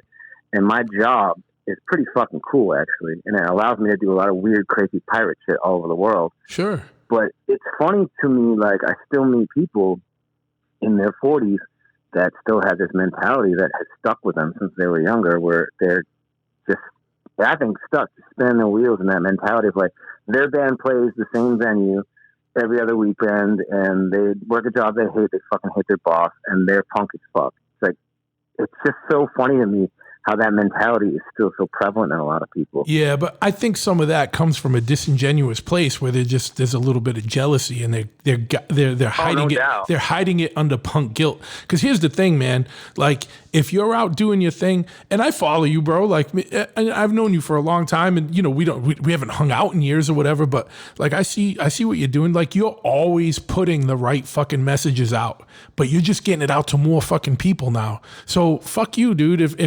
If you don't like, not you, but fuck anyone that's coming down on you for doing that shit. Like if you were like out there being a total fucking cock rock dick fucking dude, yeah, like fuck you. But like, fuck you to anyone that's criticizing you, because you're just bringing a message out to more people. Like, you're not changing what you do just to get more commercial success. You happen to be in a band that attained a bigger level of commercial success than a lot of punk bands. You know what I mean? There's to me, there's nothing wrong with that. You know what I mean? Like, and anyone that's against it is just like coming from a place of jealousy or hate or something. You know what I mean? That, like, fuck that, dude. That's childish. It's funny because no, you're right. But that shit still follows me, and it's so funny because, like, I have to, like, at a certain point in my life, and thankfully I'm not there at all. I ignore the bullshit. I basically don't fuck around online much at all anymore. But yeah, it was a certain point in my life where I was like bummed. I was like, fuck, man, did I make the right decision? Am I a fucking sellout? It was so funny to me because you're right. I'm getting the message out to more people. So, like, to me, that's more punk rock. I'm getting the message out to people who wouldn't go to a small show with like 250 people for whatever kind of band, because that's not their style. But you're not going to get everyone. But you know what? Maybe some of those people will, and that's the gold. You know what I mean? To me, like, you get some. Well, that's why I'm always repping hardcore. Like, when I first joined the band, I was constantly repping hardcore bands on my shirt. I know. And now I do with patches on my vest, and like in interviews, I'm always quick to like mention the bands that no one talks about. You know, the bands that inspired and the bands that flipped us into our style. And if nothing else, that's what I can do for my culture. And that's, if anything, I can leave that legacy behind of like pointing back to the people who were standing on the shoulders of giants. Any of the bands that came out of the northeastern United States in the mid 90s or late 90s, we were all standing on the shoulders of giants. And like, to me, I'm just constantly pointing back. And that's why it's mad cool to like get on the road and like see bands like Agnostic Front and Sick of It All still fucking throwing down and killing it. And eventually, occasionally, every once in a while, we cross paths, and it's just such a fucking cool vibe to see these dudes who didn't switch anything, who didn't have commercial success, are still hitting the ground running and still pouring their hearts out to people. Absolutely. I'm still inspired by Agnostic Front. I'm still inspired by Sick of It All. And those dudes are much older than me, and I still think they're doing it better than most young bands out there that are like trying to be hard as fuck and whatever the fuck. Those bands put those bands to shame, and I'm so proud of that because that's where I come from. Yeah, man, dude, that's actually something we've been talking a lot about on the podcast. Not a lot, but it's come up a few times. Like, it's crazy because when we were kids, you know, there was only a few years of history, and now there's like 30, 40 years of punk rock, like in hardcore and stuff. Like, it's crazy that, but there's still bands that are playing that were playing back in the day. Like Agnostic Front's been playing since the fucking early 80s. You know what I mean? Yeah, like, no doubt. And they're still playing now. And it's like, and those songs still hold up. He plays anything off Victim in Pain and the whole crowd's going fucking ape shit and people know the words. Like, because the shit is timeless. It's funny too, because, you know, as I was, you know, being raised by a very educated father who was a staunch Christian minister, and I was raised in a very strict family. I always got the sort of like, when I was younger, it's a phase. What are you going to do with all those tattoos when you're older? All those typical things you hear from parents who want better for their kids or whatever. It's funny for me to look back on it now, and like you said, now it's a legacy. It's a huge part of history, and it's not going away. No. It's not going anywhere. And because of that, I'm able to like be successful. My favorite shit ever, now that we're talking about my parents, my dad, was being able to like, with my career, and my mom was always supportive. My dad was always pushing college and pushing agenda and his way of life. I was able to send them over to Europe for 2 weeks for a cruise and like give them a vacation. And like, it's mad funny. There's a quick story I could tell about this. I remember when I was a kid, my brother brought Iron Maiden Number of the Beast tape into our house, and my dad found it and smashed it in front of us and gave us the whole speech on like Devil's music. You know, it was back in the 80s. Sure. Like that shit was everywhere. PMRC everywhere. Days. Yeah. PMRC days. Yeah. And so I, you know, when Iron Maiden invited us out to tour, it was like crazy tour, crazy package. It was like, holy shit, can't believe we're doing this. And I knew I had a big paycheck coming from it and all that. So I actually took my parents out to dinner, and I was like, hey, Dad, do you remember when we were younger and you found the tape Number of the Beast? And like, he like remembered the story, and he's like, yeah, because he's different now. He's not like that anymore, thank God. No pun intended. But and he like laughed, and I'm like, well, I'm gonna help send you guys to Europe for 2 weeks. You and Mom going on I put them on like a wine cruise, a Viking cruise, where they do wine tastings and shit. And when I got on the tour, I was like, oh, so Dad, this is paid for because I'm getting ready to tour with Iron Maiden. He's like, he laughed. Then on the first day of tour, I got to meet Bruce Dickinson, who was a total gentleman, really nice dude. All those Iron Maiden dudes are super fucking nice. And I got to tell Bruce the story, and Bruce is like, oh, tell your father that it's not meant to be literal. We're not satanic. It's more like a history lesson. And he like went off on this spiel, and I got back home and told my dad. It was just such a fucking full circle, amazing thing. And I was able to sort of like kind of shove it in my parents' face. Like, look what punk rock and hardcore did for me. Look what metal music did for me. I'm able to do this. Fuck yeah, so man. That's, to me, one of my favorite fucking memories of my quote unquote success was being able to throw it in my parents' face. Be like, yeah, it's fucking. It would have been way better if you could have had Bruce call your dad. And say oh my shit. God, right? Be like, hey mate, fucking or some shit. But dude, actually, it's funny. The first time I've ever seen Iron Maiden was last year at the dude, what a fucking show those motherfuckers put on for a bunch of older dudes. Crazy, Holy right? shit, dude. I know. Dude, it's like literally. To the point of, like, it's kind of comical how theatrical it is and how fucking crazy it is, but they've always been known for that, and they do it. Like, if any band does it, great. It's them. It's honestly like Ringling Brothers. The greatest show on earth. Like, you can't fuck with it because I don't care if you're a fan or not. You're going to be entertained. Yeah, absolutely. There was 2 shows last year that were like fucking crazy to me. Like, I took my father. Maybe it was like a year and a half ago. I took my father to Gillette Stadium to see the Rolling Stones, and. Oh, wow. Holy fuck, dude. What a fucking show. Like, again, there's some Rolling Stones songs I like, that I actually really like, but I'm not like a huge Rolling Stones fan in general. Yeah. But like, just to see, how stoked my father was awesome. But 2, like, holy shit, what a fucking show these guys put on. And they're old motherfuckers, dude, and they don't stop. They didn't stop they played for almost, for like over 2 hours. And, they took, like, Mick Jagger took 1 break and like, and that was it. Like, and they were doing things like where they would come out and then they were like, they have like this like little walkway that led to this like little stage that was in the middle of the crowd, and they'd all play like it was like a little stage, and it was fucking cool, man. And they sounded awesome, and the only thing was like Mick Jagger took 1 break and Keith Richards played 2 of his solo songs that I didn't really know or anything, and it was like whatever. Yeah, he's not a great singer either. Yeah, it was just like whatever. But you know what? And then Iron Maiden, dude, like the theatrics, and I do like Iron Maiden, but it was just like I never went and saw him, like, but in between every song, the whole set like changed. I'm like, how are these dudes doing this much fucking that's like the tour stage we toured show? On. Yep.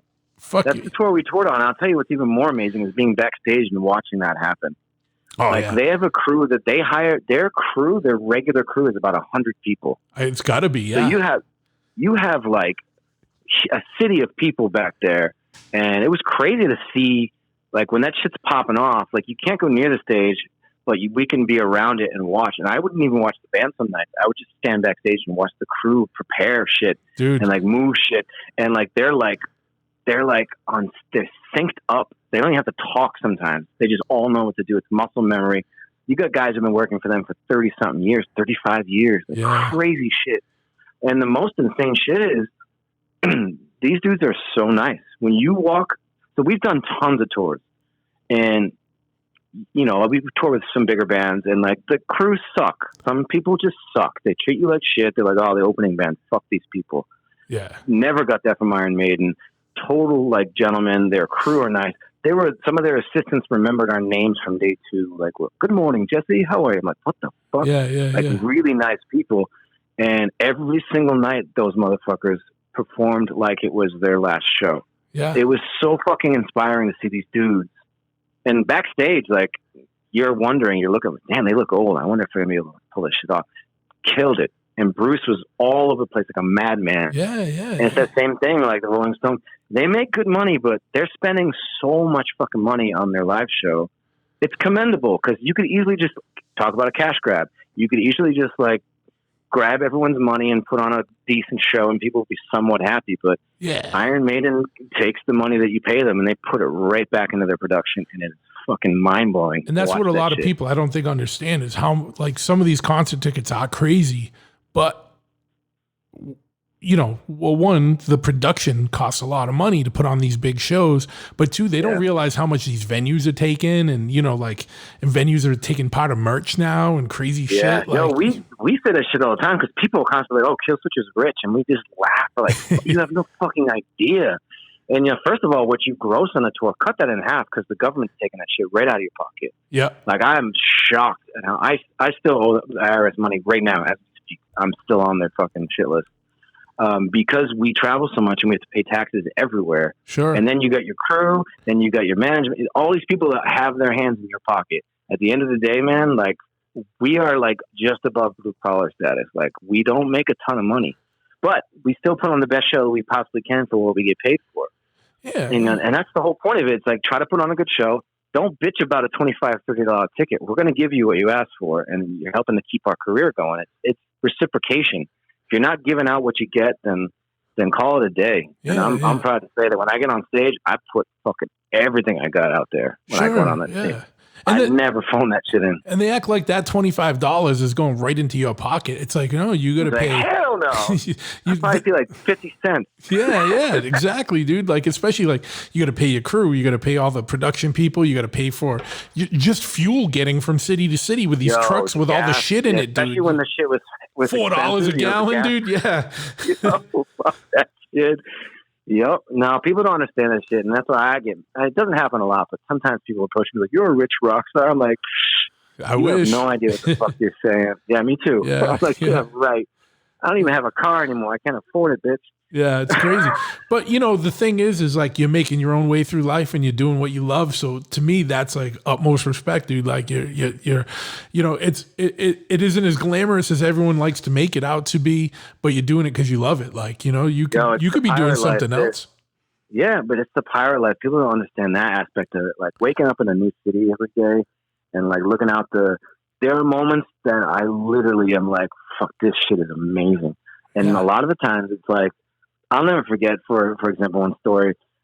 We had an overnight drive. Because up in northern Europe, like we drive long distances to get to the cities, and sometimes have to take a ferry in the middle of the night. Like we're not just going from city to city a couple hours away. You're talking about a fucking full-on adventure. Sure. And we are going through Lapland, like northern Europe, during the summer, late summer, where it doesn't get totally dark. So it's just this fucking magical view of mountains and like streams, and we're listening to really good music, sipping on some good whiskey and having a good time. And me and my boy Josh are like talking about like folklore because we're in the area where like people talk about like trolls and like crazy shit like that, and looking out on this like Lord of the Rings landscape because our touring bus in Europe, which we don't own them, we just lease them. They have the front lounge, which is in the front of the bus, and it's a huge glass window, and you can just sit there and chill on the couch and watch the bus drive. Fucking magic, dude. And I was like, my life fucking rules right now. And it was like 3 a.m, and we pulled over on the rest stop because the driver needed to take a break. We get out, and there are shrines to fucking trolls as far as you can see. It's like all the way down around this whole area where people with like eyewitness accounts and like talking about trolls, and there's statues erected to them, and there's little baskets with food. So literally people are saying this is where the trolls come through and they live up here. And me and him were just like, who the fuck gets to do this kind of shit? This is fucking nuts. We're in the middle of like northern Europe where the sun hasn't really gone down. It just kind of kisses the horizon line. We're surrounded by waterfalls and like epic landscape, and like looking at these monuments to the troll people that they swear they exist up there. And I was like, I fucking love my life. I don't give a fuck if I'm behind on my bills or something's going on. I love this shit. I wouldn't trade it for the world. No, fuck yeah, man. But, you know, but that's the high, but like people don't see the lows of it either, you know, and you know, there's two sides to every coin. Like when it's shitty, it's really fucking shitty too. Like, you know, and I think the worst of it is just missing birthdays and anniversaries and holidays, and that shit's hard. And it gets harder as I get older. Like even like holidays that I never really cared too much about, like even just Easter, like all my family's getting together and they're sending me pictures, and I'm like in the middle of Germany somewhere at a shitty hotel. Like, yeah. That shit it can be hard, but you just have to remind yourself, you know, when it's good, and the whole mentality of like when I do get home and I do spend time with family, I try to make it as magical as possible to sort of make up for the fact that I missed all that stuff. Absolutely. But yeah, it's a double-edged sword, but I wouldn't trade it for the world. I mean, I'm lucky to still be doing that at my age, and I got to count my blessings. Fuck yeah, as hard as it can be, it's fucking amazing as well. I know, yeah, and it's like I always feel, dude, like because I've never been in a touring band because like ITI, like I said, we were literally knuckleheads and like shit would happen and we couldn't do shows, or like Keith would be in jail or just fucking crazy shit would happen, and then fucking but like with like War Machine, it's just like we get offered shows, but it's hard to do because like AF has been so busy and whatever. Yep. But like when I went out with Ian and like Blood for Blood for a couple of weeks a few years ago. Well, that's like 5 years ago now, like to Europe. And I was like, fuck, I should have really just stuck with this shit, dude. Like I'm like road dude. Like I'm like, I was like, this is like what I was supposed to do. Like, you know what I mean? And I didn't, but like whatever. But like being on the road, dude, is like even the shit end of it. Like you can find humor in that shit sometimes. You know what I mean? You have to find humor. That's the majority, and that's why like it's funny when you're on the road. Like laughter is everything. That's why we get like really into stand-up comedians. Like stand-up comedians are like lifesavers for us out there. And then just being stupid. Yeah. That's why a lot of bands just get drunk and do stupid shit because you just when shit's bad, that's all you got. Laughter. You gotta make a joke out of it. Sure, and you just get shitty and do dumb shit like because it's funny. Yeah, that's pretty much it. Too. But yeah, dude. Which is why we're perpetual children. Yeah. Well, and that's the same thing. Me, like a bike shop and a tattoo shop. I'm still like a fucking 18-year-old. Yeah, you know what I mean? It's a lifestyle. Yeah. Man. I feel like it's the same with bartenders, kitchen staff. Yeah, fuck yeah. Like I said, comedians. It's a certain type of person. We don't fit in with society, and we never will. So the best thing to do is just band together and do all the jobs that nobody else wants to do, or do the hours that nobody else wants to do. It's basically being like make the best of it. Yeah, it's like the modern equivalent to a traveling like carnival show, dude. You know what I mean? Like we're all carnies, dude. Always been frowned upon. It's nothing different now. People always talk about again the whole rock star thing, but in reality, music is like the lowest rung of entertainment. Like new movie stars and movies are protected. Certain things are protected. But music, they just give it away now. People don't give a fuck about it. We've always been the lower rung. So like entertainers in general, there's a certain magic to our lifestyle, but it takes a certain type of person to do it. You got to be a lifer. You got to be crazy. You got to like accept the fact that shit's going to be fucked. Yeah. But the payout to me is perfect because I can't imagine living any other life. I can't.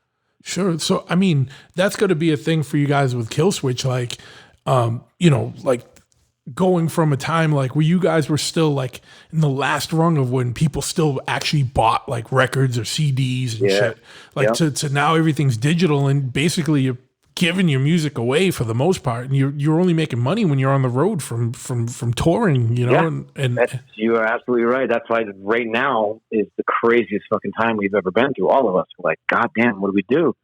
And the essence of it is a band becomes a traveling t-shirt salesman. That's what we are. I mean, our real money is made off of t-shirt sales. That's the stuff that we don't have to worry about splitting with everybody. So like when you buy a shirt at a show, that's huge for a band. Like that's huge for us. So we're always trying to like pimp out merch because it helps. Well, royalties, back in the day, I mean, I definitely got bigger checks, but the guys who were in the band when I quit is when the band blew the fuck up. And they still get those royalties from like the End of Heartache, which was the album after I left. And that shit was like big time. And those motherfuckers still see that stuff. I don't get a cut of that stuff, but I still get decent royalties. But back then, I remember getting my first royalty for like 12 G's when I was young. And I was like, holy shit, I'm rich. Yeah.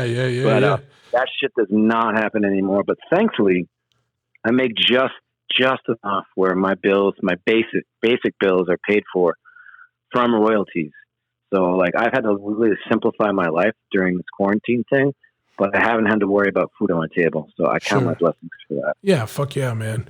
And hopefully all we could do is hope that this shit fucking, I don't know, like, what are your thoughts on, like, like you're in the industry here, like you have any murmurs of like Like I think I pretty much probably know the answer to this, but just out of curiosity, like when things are gonna kind of like, did you guys cancel like a whole year? Like I know some bands aren't even booking till 2021 now and stuff like. Yeah. So initially, we had to cancel our U.S. tour, and then we were actually going to go back out with Iron Maiden to Australia and New Zealand. And that was the big one we had to cancel because we already purchased our flights, cheap flights that are non-refundable.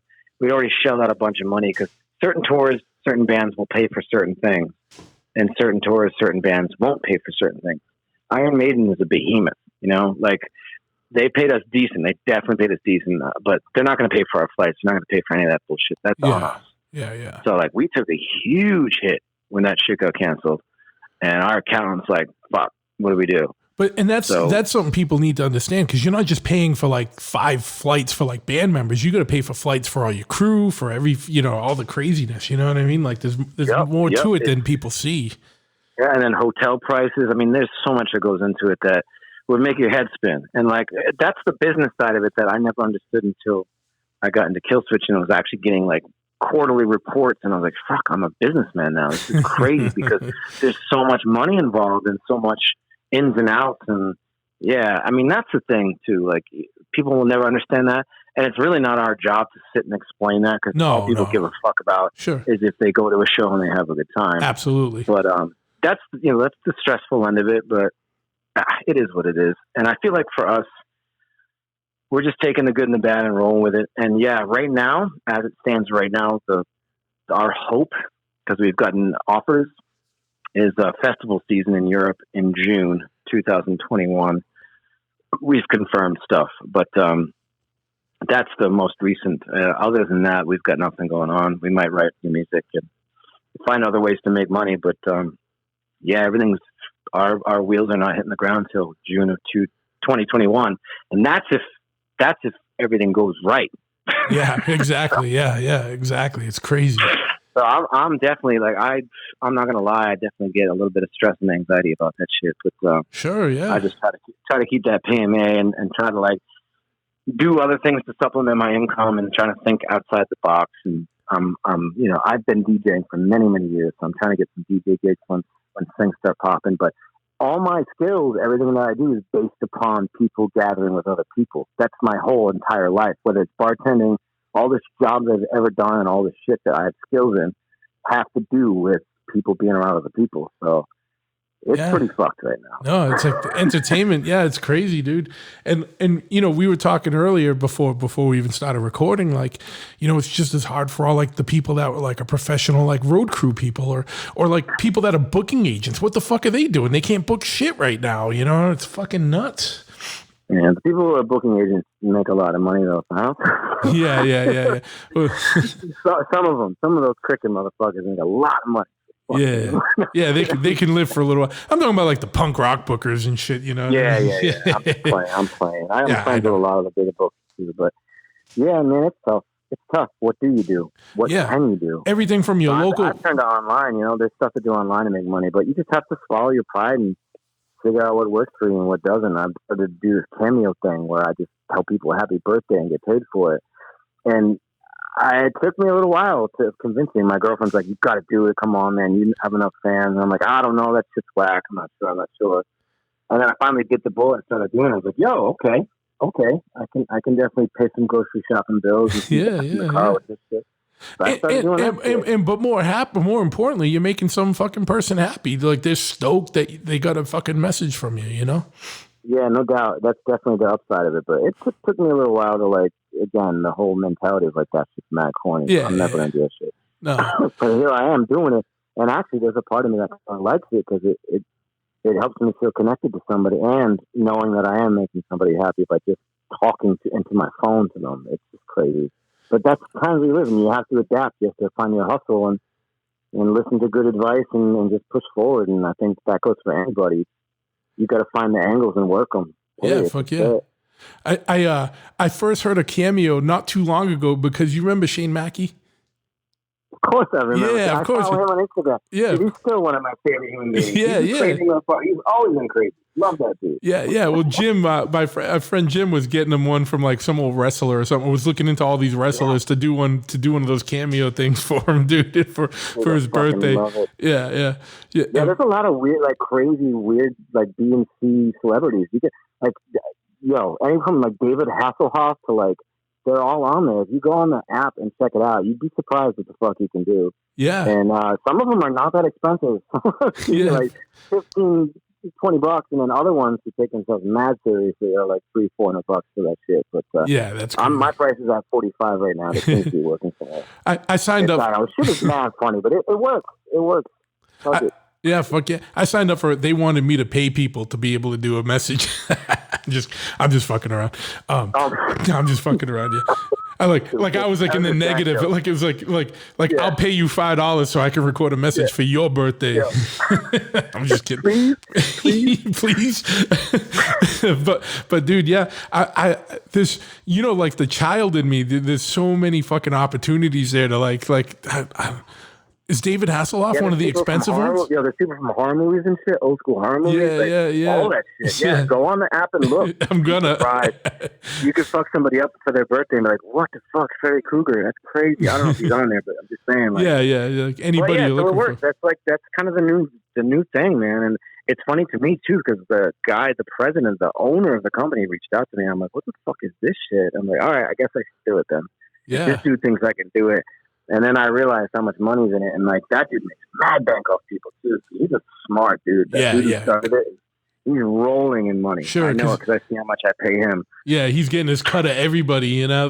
He sure is. Smart, nerdy motherfucker. That dude, hey, like that's the thing, man. Like when we were kids, you know, it was like, you know, whatever, like, you know, different people were in charge. Like the nerds have taken over. Like smart kids, smart people, like they're the fucking new rock stars, dude. Like, you know, like people that make video games. Fuck, dude. Like people wait in line for like days for like a new video game and shit, dude. That shit's fucking bananas, bro. Like, yeah, and over in like Korea, they got stadiums filled with people cheering on kids playing video games. That shit is real, and like they make millions of dollars with that shit. And those are the dudes that would just be sitting in their bedroom, you know, drinking energy drink and eating pizza rolls with their mom in the background playing video games, and now they're getting paid out the frame for it. So yeah, you never know that motherfucker you used to make fun of in high school is going to be your boss or a rich boss someday. Yeah. True. It's so funny how that works. Fuck yeah. Well, hey, fucking here's the lesson, man. Just be fucking cool. Like, you know what I mean? Yeah. Treat people if you've got a good heart and you treat people good, you're going to be all right. So, I mean, if you fall on your ass, somebody's going to help you up. Yeah. That's karma. That's the basic rule I try to live by is like, you know, treat me how I want to be treated. And I think that it's funny too, because that sounds so simple, right? It's not. But it's one of the hardest things to do. And our society is so fucking broken because people can't do that shit. That's why we have so many problems in this world. That's why everything's so fucking corrupt. Because people just don't treat each other good. And it blows my mind. Why is that so fucking hard? To just treat somebody all right. Yeah. No, I didn't mean to cut you off there, but yeah. No, go ahead. No, absolutely. That's why I get so pissed when I see everyone arguing about shit that was like, dude, so purposely put out there to be divisive. And it's like, why are you falling into these traps? Why are you falling into these traps? Like, you know, like there's people like, fuck every Trump supporter, kill every Trump supporter. And it's like, what the fuck are you talking about, dude? That dude's still your neighbor, man. You know what I mean? Like fucking find some common ground. There's probably more common ground than you fucking know because you're only listening to one fucking partisan controlled fucking media outlet. And you're on Instagram or Facebook now where the only people that you're like, communicating with are people that have the exact same fucking background as you or the thoughts as you. So you're not communicating with people that don't think the same way as you anymore. So you don't even know how to anymore because like you have a big squad of 500 cheerleaders in your fucking Young Republicans group or your Democratic whatever group or whatever.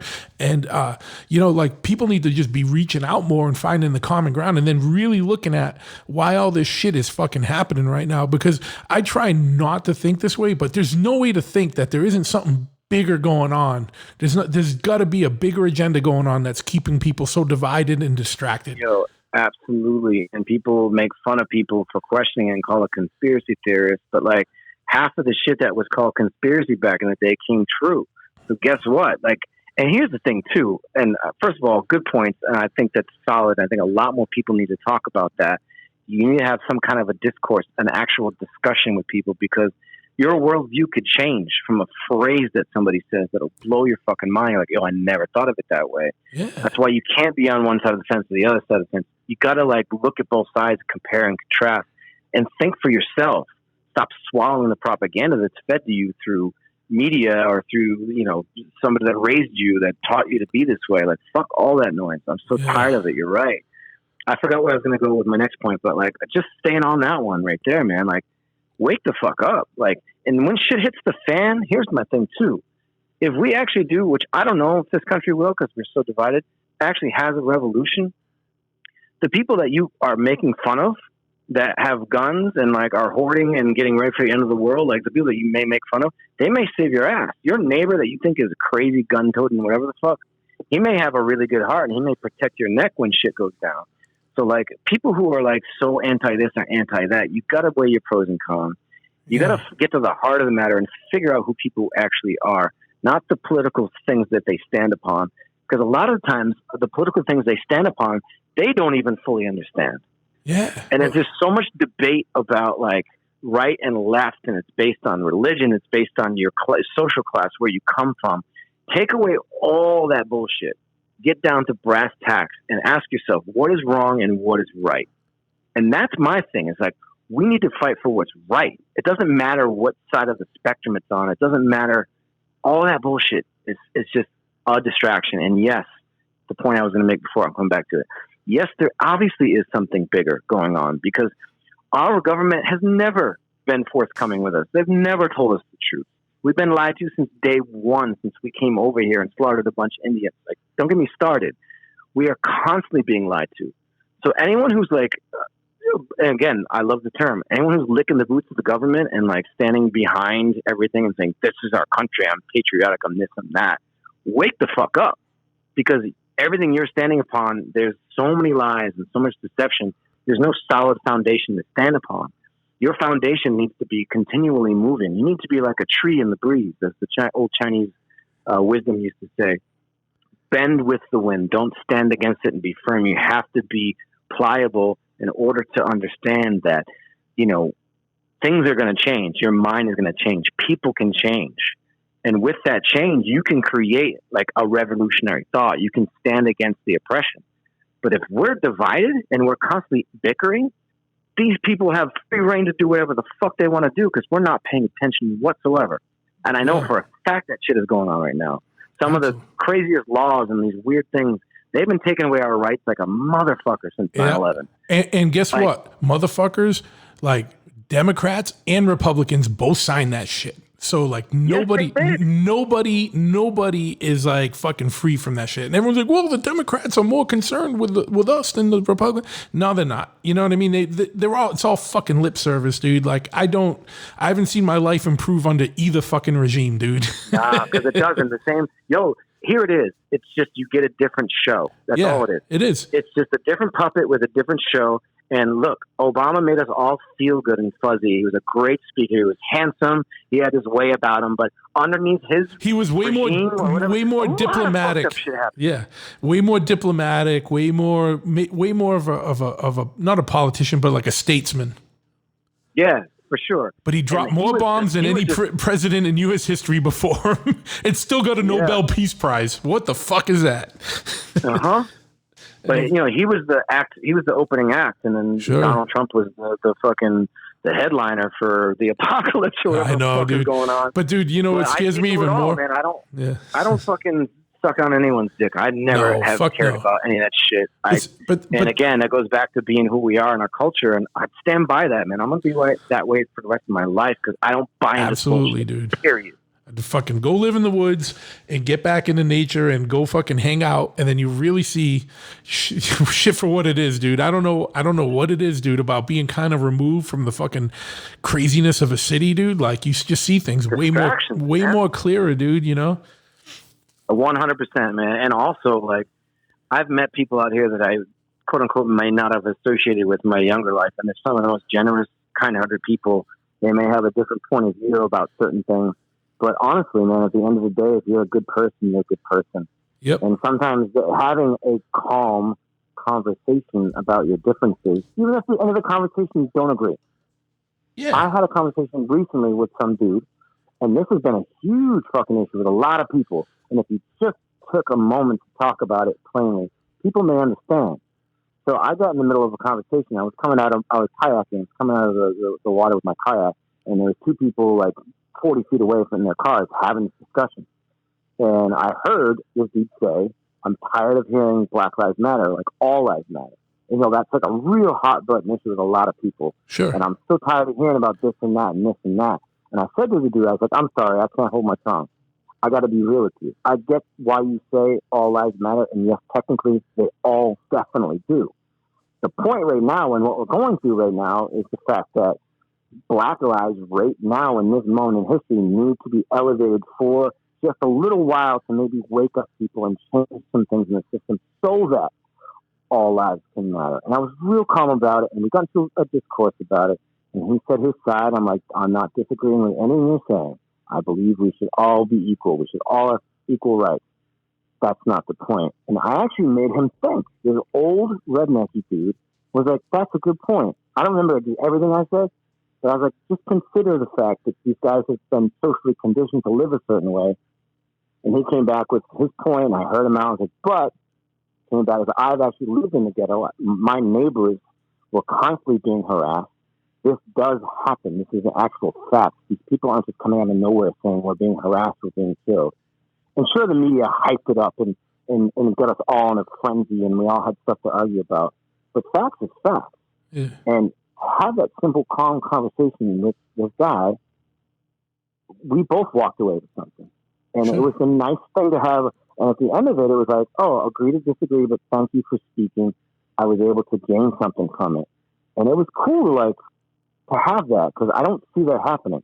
I just see people bugging the fuck out, and like you said, blocking people and being like, fuck you, you don't believe what I say.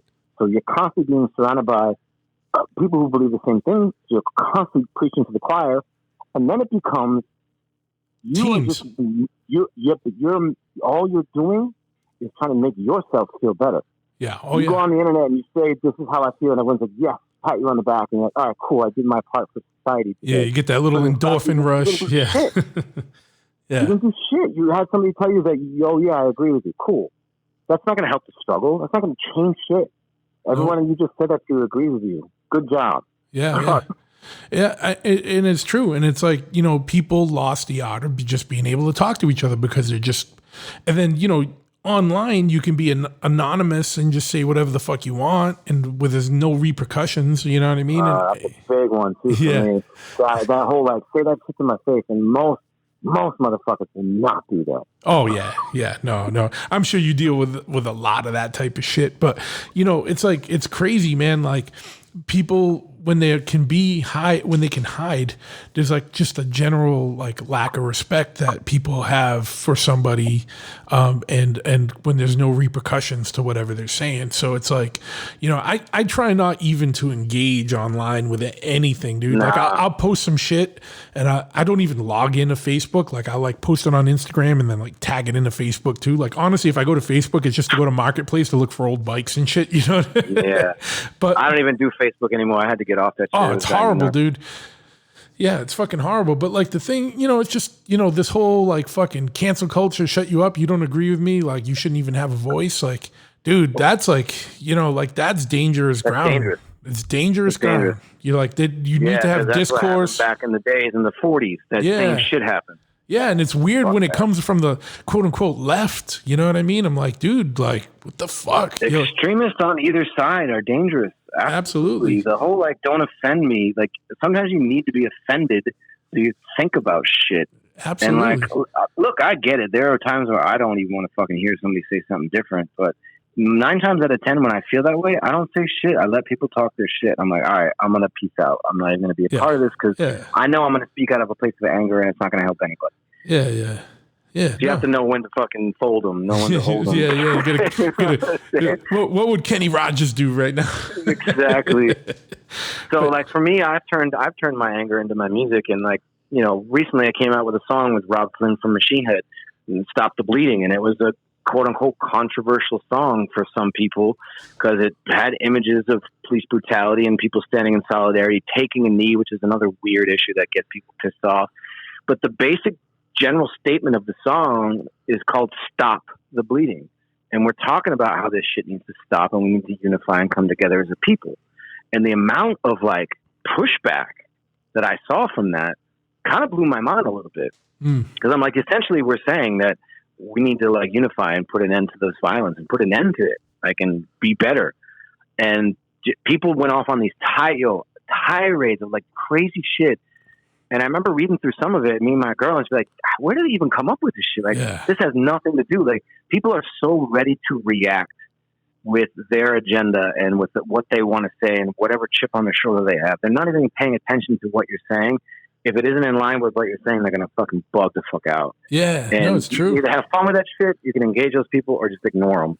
And you have to pick your battles. And I definitely chose to let the song speak for itself, and Absolutely, I just stopped fucking answering people. Yeah, it's tough, man, because once you start engaging, I feel like it opens like this wormhole up, like where everyone just now feels entitled to come at you, and it's like I'm not gonna deal with that shit, man. Like And I tell people even in the past, like I've had people talk shit to me, and I'm like, hey, I'm gonna be in your town on such and such a date. I'm easy to find. Come talk to me. Yeah. And you know what? 99% of the time that they're not there.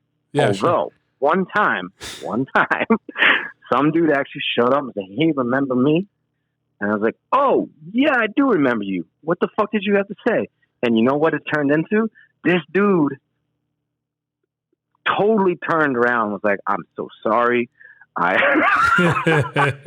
was like, even his body language, he just like turned, because I didn't back down. I was like, "What? Say it. Say what the fuck you said online." And he ended up buying me a beer and we chatted, and it was just a couple of years ago. And I was like, oh shit. So that's funny. I called him out and he actually showed up. Hey, you know what? Give it to him for I that. gave him mad props for that. I was like, good on you. I know that you fucking said you're sorry and all that, but the fact you showed face, I fucking respect the shit out of that. Absolutely, man. Hey, and you know what? One other thing, I'm not bringing this up to embarrass you, but it's just as a point of like when I knew you were like a real dude, is like when you, I know you know what I'm about to bring up, but you might not, but you'll know in a second. Fucking like there was a point in life where like, you had music going on and it started doing well, and then you got a part in a movie. And then, hell yeah. And for motherfuckers that don't know, I can't remember the name of your character, but you played one of like the main characters in the movie Outside Providence, which was a Farrelly Brothers movie, and you were like co-starring with like Amy Smart and like people that were like real actors. Yeah, like, I wouldn't say a main character, but yeah. Well, you weren't like a what do they call them? Like not a stand-in, like an extra. Yeah, I had a bit part. I got to speak at least, Yeah, you had a speaking role on it. Like it wasn't like you weren't one of the main two characters, but you were like one of the main, like you were in the crew of the main characters. Stoner dudes. Yeah. And then I remember you saying like, yeah, man, like I could do, like fuck it, I just want to do music. I remember this from back then. You know what I mean? And it was like, so whatever. What was the story with that? Like what happened with that? Like afterwards, did you get more offers? And you were like, that's when Killswitch was just kind of rolling, right? Like that was right before Killswitch. Right actually. before, okay. I was in a weird fucking strange band called Nothing Stays Gold at the time, and I had big aspirations, man. I really wanted to be a quote unquote rock star at that time. That's actually when I started to like. I wanted to be bigger. I looked at a band like Kilgore from our area, and I was like, "Yo, I want to do what those dudes are doing. That's fucking cool what they're doing." Yeah. So I did the movie and it was fun. It was great, but doing movies is so different than doing music. There's a lot of control. There's a lot of doing what you're told. There's a lot of hurry up and wait. And I just, as much as it was a great experience, just bummed me the fuck out. And I did have an opportunity to, cause I had enough screen time where I could, become a union member and get representation and get an agent. So all that shit was definitely there for me. And I, for better or for worse, said no. because I was sticking to my guns. I was like, music is it for me. It's my way to express myself. Yeah. And it took me a while. I did find some success, but it was not an easy road. And there are definitely moments in my life where I look back and I'm like, fuck, I probably should have done a movie or two after that. Well, and even now, like, I would love to do a movie now that I'm older and wiser. I would love to, because I can definitely act. Acting was my first shit. Like, I got my start in acting when I was really young. okay. I used to do like theater and shit when I was really young. I used to love that shit. And then through theater, like the theater crew in high school, which people laugh, but like most of the dudes in theater when I was going there were punks. They were fucking weird punks that we knew we could smoke weed and act up and be stupid, and like it was like an easy grade. Sure, and I met a lot of my dear friends from like that. But I loved acting. You do like children's plays, and we'd get out of classes and like go act for kids. Like, it's mad fun. It was just fun. So acting's in my blood. I love it. I've been doing it since I was a kid. So now that I'm older, I'm like, yo, I would love to do another movie, but I want to be like a crazy character. I want to be like a murderer, or like a serial killer. Yeah. I think I'd be good at that shit. Dude, my boy Slane got to do that. He was in one called Girl School or Girl House or something like that, and he played like the main like murderer character. It was wicked funny, man. Like, cause it's so I'm down with that. It's my homeboy. So just to see him, cause I was like a big horror fan when I was a kid. So to see him in that role, I was like, damn, dude, it's like funny. Like, you know what I mean? Like, cause dude, when I was a kid, I was so into horror. I'd go to New York to go to like the Fangoria, like horror conventions and shit, like in like the late 80s and shit, you know? And it was like, I met like Gunnar Hansen and all the, like the dudes that played like Jason and fucking, you know, Leatherface and all that shit. Hell yeah. And so it's just funny, yeah. It's just funny that like he got to like be in a horror movie and be like the main like murderer dude. Like that'd be a fun fucking thing to do, you know, for sure. Oh my god, you imagine? Yeah, just channel the inner psycho. It's easy to do that. Yeah, fuck yeah, dude. Fuck yeah, man. But yeah, so I don't know, man. Like, I made the right decision for sure. But now that I'm older, I would love to get back in there acting, even if just like a bit part somewhere. I would love to do this shit. But who knows? You never know. You never fucking know. You should have stuck with Farrelly Brothers back then, man, because that was like kind of their probably not their first joint, but that was like one of their early movies, and they blew up right after that with Something About Mary. Yeah, well, the cool thing about it is I still know those dudes. My uncle, who actually directed that movie, is like homies with those guys. Okay, so they're still a phone call away. I could still do that but I'd rather earn it. I don't want to be that guy. Yo. No, we'll see. I don't know. I'm an open book at this point in my life, especially now. Give me work, I'll fucking do it. Yeah, I'll do it. Yeah, fucking, you know, fucking get on Cameo. Fucking buy some Killswitch Engage fucking merch. Buy a weapon fucking some weapon fucking merch. Like fucking, you know, and that's the thing. It's like a theme going through this, because like most of the people on this podcast so far are either musicians or like motorcycle guys, you know, like, I plan on having some, like, I got some cool people like lined up, like to come in like that's kind of more on the weird end of things, like some like people that are like, you know, paranormal investigators and just shit like that, you know, just to kind of like mix it up a little bit.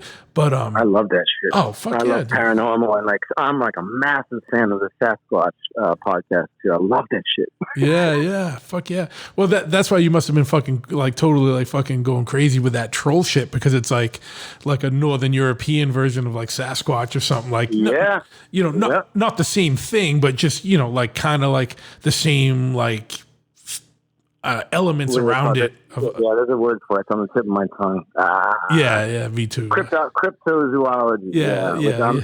I'm so about that shit, especially as I've traveled the world and speak to people, and there's so many different eyewitness accounts and so many, like, yo, it's crazy. I'm so fascinated with all this shit. I love it. And now that I live in the Catskill Mountains, I love it even more, because I mean, we could talk for hours about this, but I've had some crazy shit happen to me too over the years.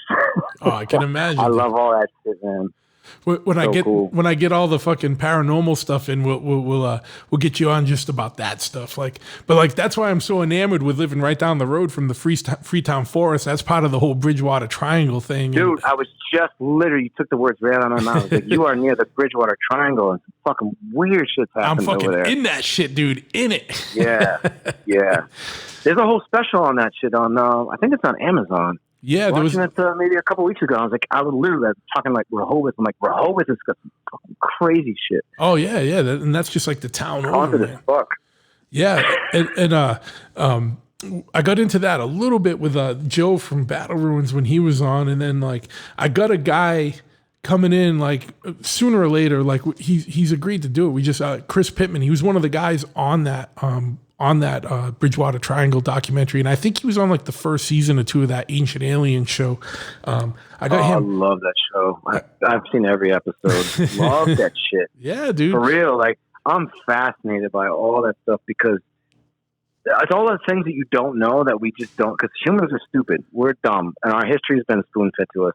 So when I see like alternative ideas, even if they're far-fetched and they make me chuckle, it still makes me think. And I feel like I think a lot of that shit is definitely got to be real. Because how do we know? It's bad.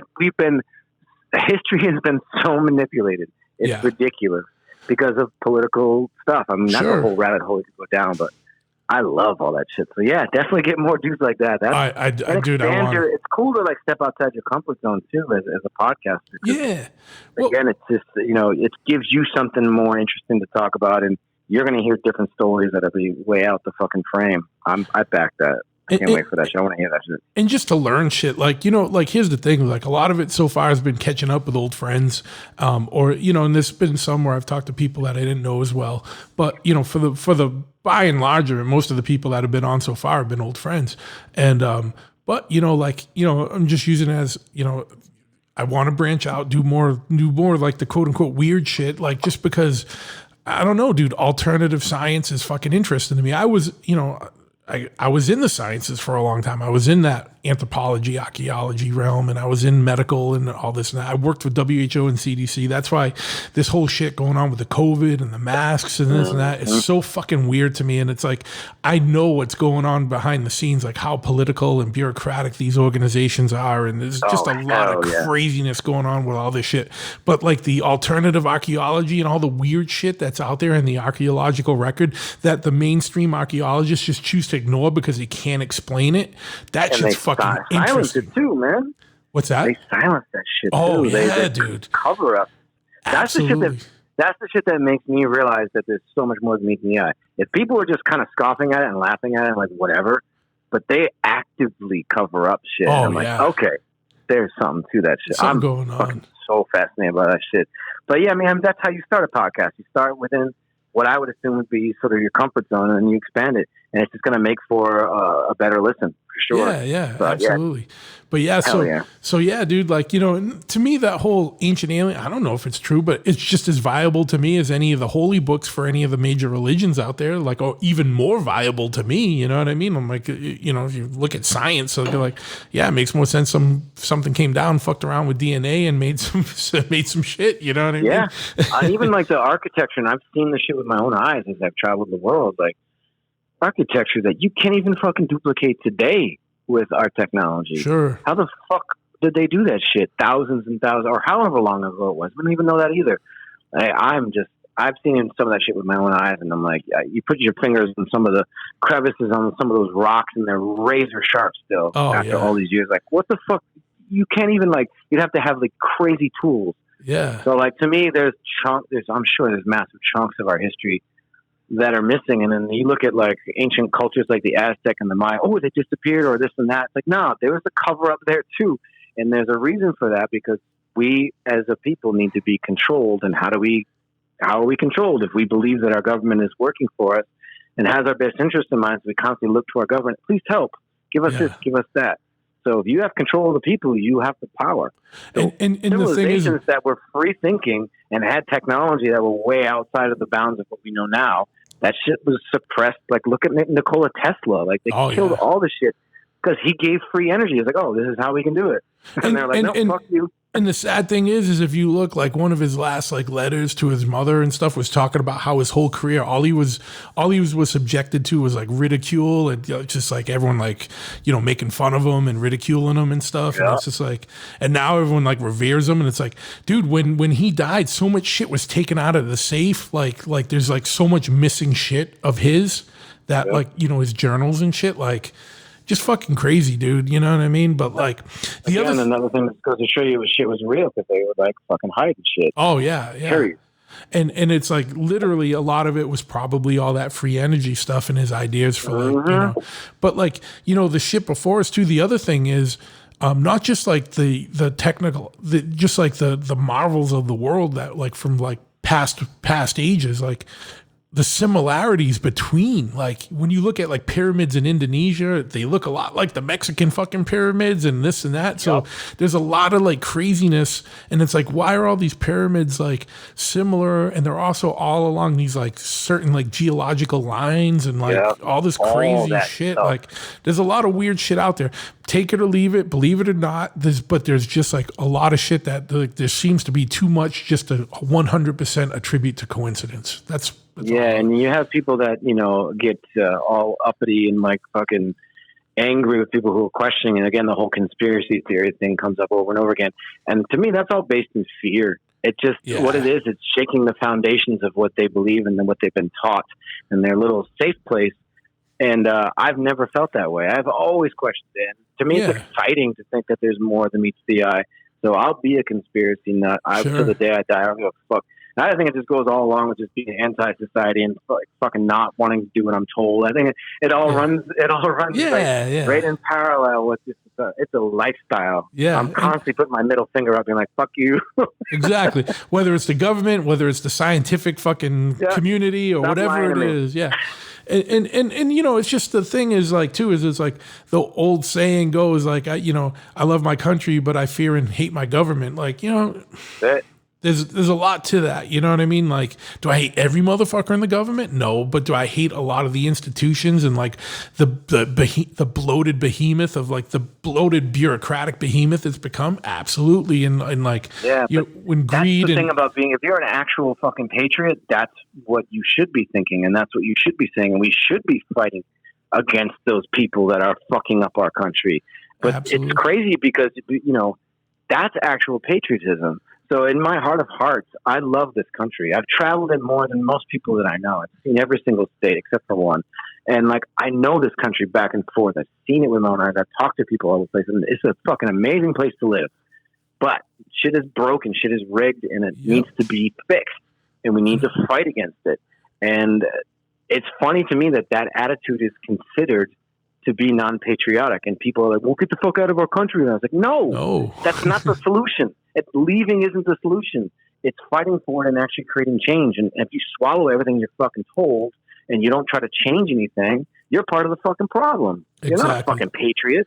And that's what I say too, like to people, I'm like, you know, whether or not you're directly at fault, because I know there's a lot stacked up against us. A lot of people are working 2 jobs. They don't have time to read everything. And then a lot of the media they're exposed to is like bought and paid for media that's, you know, 90-something% of media is owned by 6 corporations, you know. And they're all saying the same script. They're all saying the same script, whether it depends on it's the left side script or the right side script. So there's a lot of shit out there that keeps people distracted.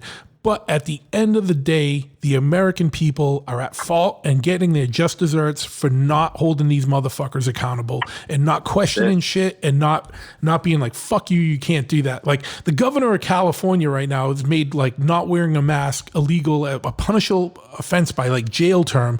And then they look and it's like he signed $1 billion contract with these Chinese mask manufacturers. You think he broke off something to do that and he's not doing this shit? You know what I mean? And he's not doing this shit to like to sell fucking masks. Like that dude should be fucking dragged through the streets and tarred and feathered, you know what I mean? But like motherfuckers are just gonna reelect him, you know what I mean? It's fucking crazy. Yeah, and it's crazy to see you got countries like, you know, Iceland and Sweden, and you may not agree with their politics, but these people took to the streets. They rose up. They put people in prison. They took people out of office. How the fuck have we not done that shit? Exactly. And the fact that we haven't done that shit just goes to show you how far gone we are right now. And that's the shit that actually does scare me. It does. Because and that's because the spirit of America is supposed to be that we are the people and we have the right to control our government and shut them down. But we're not exercising any of that shit. What gets lost is that the government is supposed to be our representatives, not our rulers. Like they should be accountable to us and what we want, not us fucking bending and licking the boots to their will. You know what I mean? Like, it's all backwards, man. It is. It's crazy. Yeah. And that's why for me, like, you know, as much as shit, quote unquote, got out of hand with protesting and stuff, anytime I saw it happening from day one, I was like, that's what we need to do. Protest, speak up, rise up. Like, that's what we need. We should have been doing that a long time ago.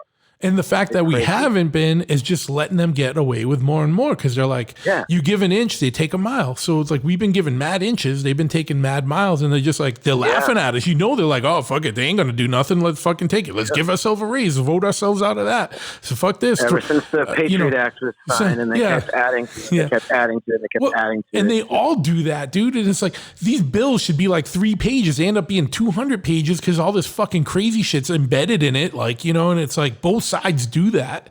And it's like, you know, it's like shit that doesn't even have anything to do with the bill that's being passed just gets thrown in there. And on page 275, no one's read all that, you know, and it's like fucking crazy, man. And you're right too, because the American people are so overworked from our living conditions that nobody's got time to do their research. Yeah. Nobody. So your average working class person, they don't have time. No. They're literally just like phoning it in with politics because they're just fucking exhausted from busting their asses trying to make ends. They're just stoked to have like 6 hours off so they can eat a burger and hang out with their kid. That's, you know, that's like, you know, and it's like, but then at the same time, everyone's watching the same media outlets and they're getting the same divisive stories. So you get the left and the right. No, we're all Americans, man. Put that first. Like, what's good for you, what's good for your neighbor that's what's good for the country. Don't worry about who proposed this and who did that and who's standing behind this. Like, you just go on common sense. You know what I mean? Like, is it good for you? Is it good for your neighbor? No, then fuck that. Don't agree to it. You know what I mean? It's like, you just basically said in a nutshell, that's our problem in this country right now, period. And common sense, you know, the whole saying, common sense isn't so common. It sure is not. Yeah, because it's all like we're team oriented now. Like, oh, dude, I'm on the left, you know, like I'm team Democrat, I'm team this, like fuck the Republicans, fuck the right wing, you know, and I'm team right wing, fuck the Democrats, like blah, blah, blah. They can't win. We can't let them win. No, dude, that's your neighbor. You know what I mean? Like, what's good for everybody, you know?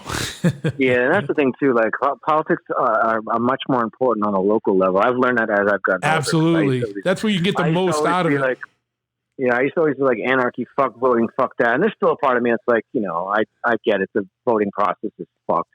And I've actually never really voted until recently. I'm like, you know what? I should probably throw my name in the fucking hat just for like local stuff, like stuff in my community. Yeah. And that's the bigger picture I think people need to realize is it all starts with your community. It starts with your neighbors, like we're saying. And the bigger picture will eventually happen, but people aren't doing that shit. How many people you know talk to their neighbors? Like, I don't see that shit. Like, dude, I go to town meetings and shit. It's weird, you know what I mean? And like, how many people go to town meetings now, like, or city, you know, meetings? Like, that's why so much shit can get through because people aren't participating. Don't care. They don't care. That's it. It's not even that they don't care. They don't realize the impact they can have in their local community. That's why, like, their voice, you know, there was like a post I put up like a couple weeks ago that like raised all this like left-right fear, and I was like, it wasn't about that. It was like the point that Andover put in this new Amazon fucking warehouse, and Amazon got a $27 million tax break. Why the fuck do they need a $27 million tax break? And you know what I mean? And it's like, it's because you motherfuckers in Andover didn't show up to your town meeting. And guess what? Your representatives got broke off. You didn't. You know what I mean? Like, yeah. Imagine the amount of revenue that the tax dollars could have helped in your community. Yeah. That's the thing too. Like, tax money, that's a lot of fucking money, man. $27 million for one town. But they're like, you know, oh, they'll bring jobs there. Guess what, dude? No one in Andover is working at Amazon. You know what I mean? Like, nope. You know, I'm just being a realist about it. Andover is a pretty affluent community. Like, no one's going to be working the ground floor of that warehouse. Maybe some of the kids and whatnot. But you know what? Like, you know, like, that's just fucking shady. Some fucking local representatives got broke off, you know, and that's what happened. Yeah, like, he bought a new yacht or a new vacation. Yeah. It's just crazy, dude. And you know, so it is important to get kind of active in your more local community because that's where you can have the most change, and that's where the most change will affect your life. Because I'm going to be honest with you, like, between fucking Trump and fucking Obama and fucking, you know, Bush and fucking this and that, like, outside of these crazy like spying laws and shit that they all kind of go with, like, not much has changed in my life through like presidential stuff. It's more the local stuff that has like a way bigger direct impact. You're absolutely right. Yep. You're absolutely right. I think 100% agree at the federal level, they're all answering to the Federal Reserve and all these fucking banks and fucking corporate lobbyists. There's not as much we can do there right now as we can locally, you know? It all starts with locally and then eventually can be affected on the bigger level. Absolutely. 100%. Fuck yeah, man. But dude, is anything else that we haven't hit on? I know we talked about a lot today, and I feel bad. I think we covered the gamut. We've been all over the places, from trolls to fucking from Northern European trolls to fucking Washington trolls. You know what I mean? Yeah. Welcome to my head. Dude, it's a constant conversation going on with myself in there about everything. And I question all the shit that keeps me up at night sometimes. Oh, fuck yeah, dude. That's half the reason why I even still drink, just to get me to bed at night. yeah. Dude, that and like some good CBD oil will help with that. Oh, hell yeah. Yeah, my girl's always got that shit lying around. Yeah. I mean, that's one thing that I'm glad we're finally getting smart with a lot of states. Like, hopefully federally, like, marijuana won't be a Schedule I drug anymore, so we can do more research with it and more companies can do man. stuff. It's been medicine since the dawn of time. Our ancestors been using that shit forever. It's proven. It's proven. Yeah, I agree too. And you don't have to. Here's the thing too. Like, I used to smoke to get fucked up all the time when I was a kid. And now that I'm older, like, it's medicine. I rarely ever do it. But when I do, it's like, it's so good for your mind. And it actually helps with creativity. I mean, the list goes on and on and on. This shit should be legal. It's a fucking seed. It's a plant. Get the fuck out of my face with that shit. Yeah, absolutely. And it's like, I don't even really smoke weed. And it's like, I'm 100% for it, dude. Like, I'd rather see a bunch of people fucking. It helps so many people. Yeah. And like the oils you get from it. I mean, from autism to cancer. I mean, again, the list goes on and on and on. It's nice to see Massachusetts step it up and. Fuck yeah. And you can get that shit legally there. And at least it's decriminalized here, but it just needs to be legal. It's such a waste of our tax dollars and the courts and everything. It's so stupid. Absolutely. And you can drink all the booze you want. No problem. Yeah. Out of here. I'd rather see a bunch of people driving around stoned than fucking hammered. That's for fucking sure, man. Back. And I like when you're stoned. I like drinking just as much as anybody else, obviously, but it's just, it's like, I think people are a little more together when they're stoned, And no, 100%, dude. Some of the worst problems in my life came from drinking, and I haven't stopped, but I've calmed the fuck down. But I also recognize the fact that it ain't good for you. So no matter how you slice it, but I still like my poison. Sure, it's not lost on me that like. I am lucky in that I can be like a social drinker where like I don't drink at home like when I'm hanging out or when I'm working a lot. But like if I'm out on the weekend with friends, I can have some drinks and then I can not drink for 3 weeks and I don't give a shit. Like That's the way to do it. Yeah, I know I'm lucky. It's the people that can't turn that off that are now hopefully sober, and I thank God for those people for still being alive because I got friends who couldn't turn it off and they're dead. Sure, they put them in their graves. That goes for any substances or. And being a creative type, I see addictions everywhere. And look, I get it. Everyone's got their thing. But at a certain point in your life, you got to make a conscious decision. You can either pull a Keith Richards and gamble it, or you can calm the fuck down. And, I actually got pretty healthy. Like, I'm really healthy compared to how I used to be when I was younger. I used to do all kinds of shit. And I'm happier because of it. Like, I'm happier, man. At the end of the night, if I can have a little nightcap and stop, that's the life I'm living. I like it. It's some grown ass man shit. I like Absolutely. Some grown ass. Again, back to Kenny Rogers, when to hold them, when to fold them, That's it, man. Fuck yeah, dude. Well, word, man. Well, I appreciate the conversation, man. And definitely much respect being part of the lineage and the culture that helped raise me, and definitely a big influence back in the day. With what you did with your bands and still holding it down, still doing your thing. Much respect. Brother. Yeah, you too, brother. You too, bro. Thank you again for coming on and give some plugs, man. Where can people find out more about you and what you got going on musically? I'm off all social media except for Instagram. Jesse_D_Leach, and on that page I post mostly band stuff and. Stuff, professional shit, you know what I mean? So that's kind of where I hang out in that spot. I really don't have any other contacts besides that. But if you DM me, I tend to check them. I read the subject line and I kind of respond every once in a great while. But I also have management Strong Management. So if people are looking for me professionally, Strong Management has an Instagram as well. You can hit them up, and they will get the information to me. That's probably the best way to do it, because I'm not very good at managing my own life these days. But yeah, and I'm sure there's if people look for The Weapon or Killswitch, they can find the official Instagram. Oh yeah, The Weapon's on Instagram. Of course, Killswitch is, and my other project, Times of Grace, which is definitely a little different, more of a rock, sort of stoner rock, mixed with like artistic sort of post rock. I don't even know what the fuck to call it. And we have blues songs. There's a totally different style. So Times of Grace. And then I actually have an ambient project you can find on Bandcamp called The Way Back Within, which is like Brian Eno type shit, like really meditative stuff. And to top it all off, I've been working on a electronic industrial metal dubstep project called Dead Trees, and that's also on Instagram. So yeah, I've been keeping busy. Did that come about after you watched Prodigy? No, it actually came about after. I know, right? I know, but Prodigy's definitely an influence on that shit now, because I definitely listen to Prodigy now because of that night, for sure. That just came from just being in like fucking quarantine and needing a creative outlet. Sure, and having a girl who's a performer. She's like a circus performer. She does like pole dancing, silks, aerial. She's like crazy acrobatic. Oh yeah. So I wanted to write music that she could dance to, and like do routines to. So that's kind of where that came about. So that's going to be like some sexy ass girl with me doing industrial stuff, and she's going to be performing. We actually have a video up on our Instagram, The Dead Trees, and it's her dancing on pole. So it's pretty fucking hot. Fuck yeah, man. And that's also a throwback to what Stupid Dance Party at Babyhead. Yeah. Yeah, White Trash Night. Yeah. Fuck yeah, man. Fuck oh, man. The shit I used to get into that night. Oh, my God. Oh, dude. That was fun. Dude, I Richmond Street, Providence, there's some absolutely fucking great times there, man. Some of the craziest shit I ever saw in my life popped off on Richmond Street after that night let out.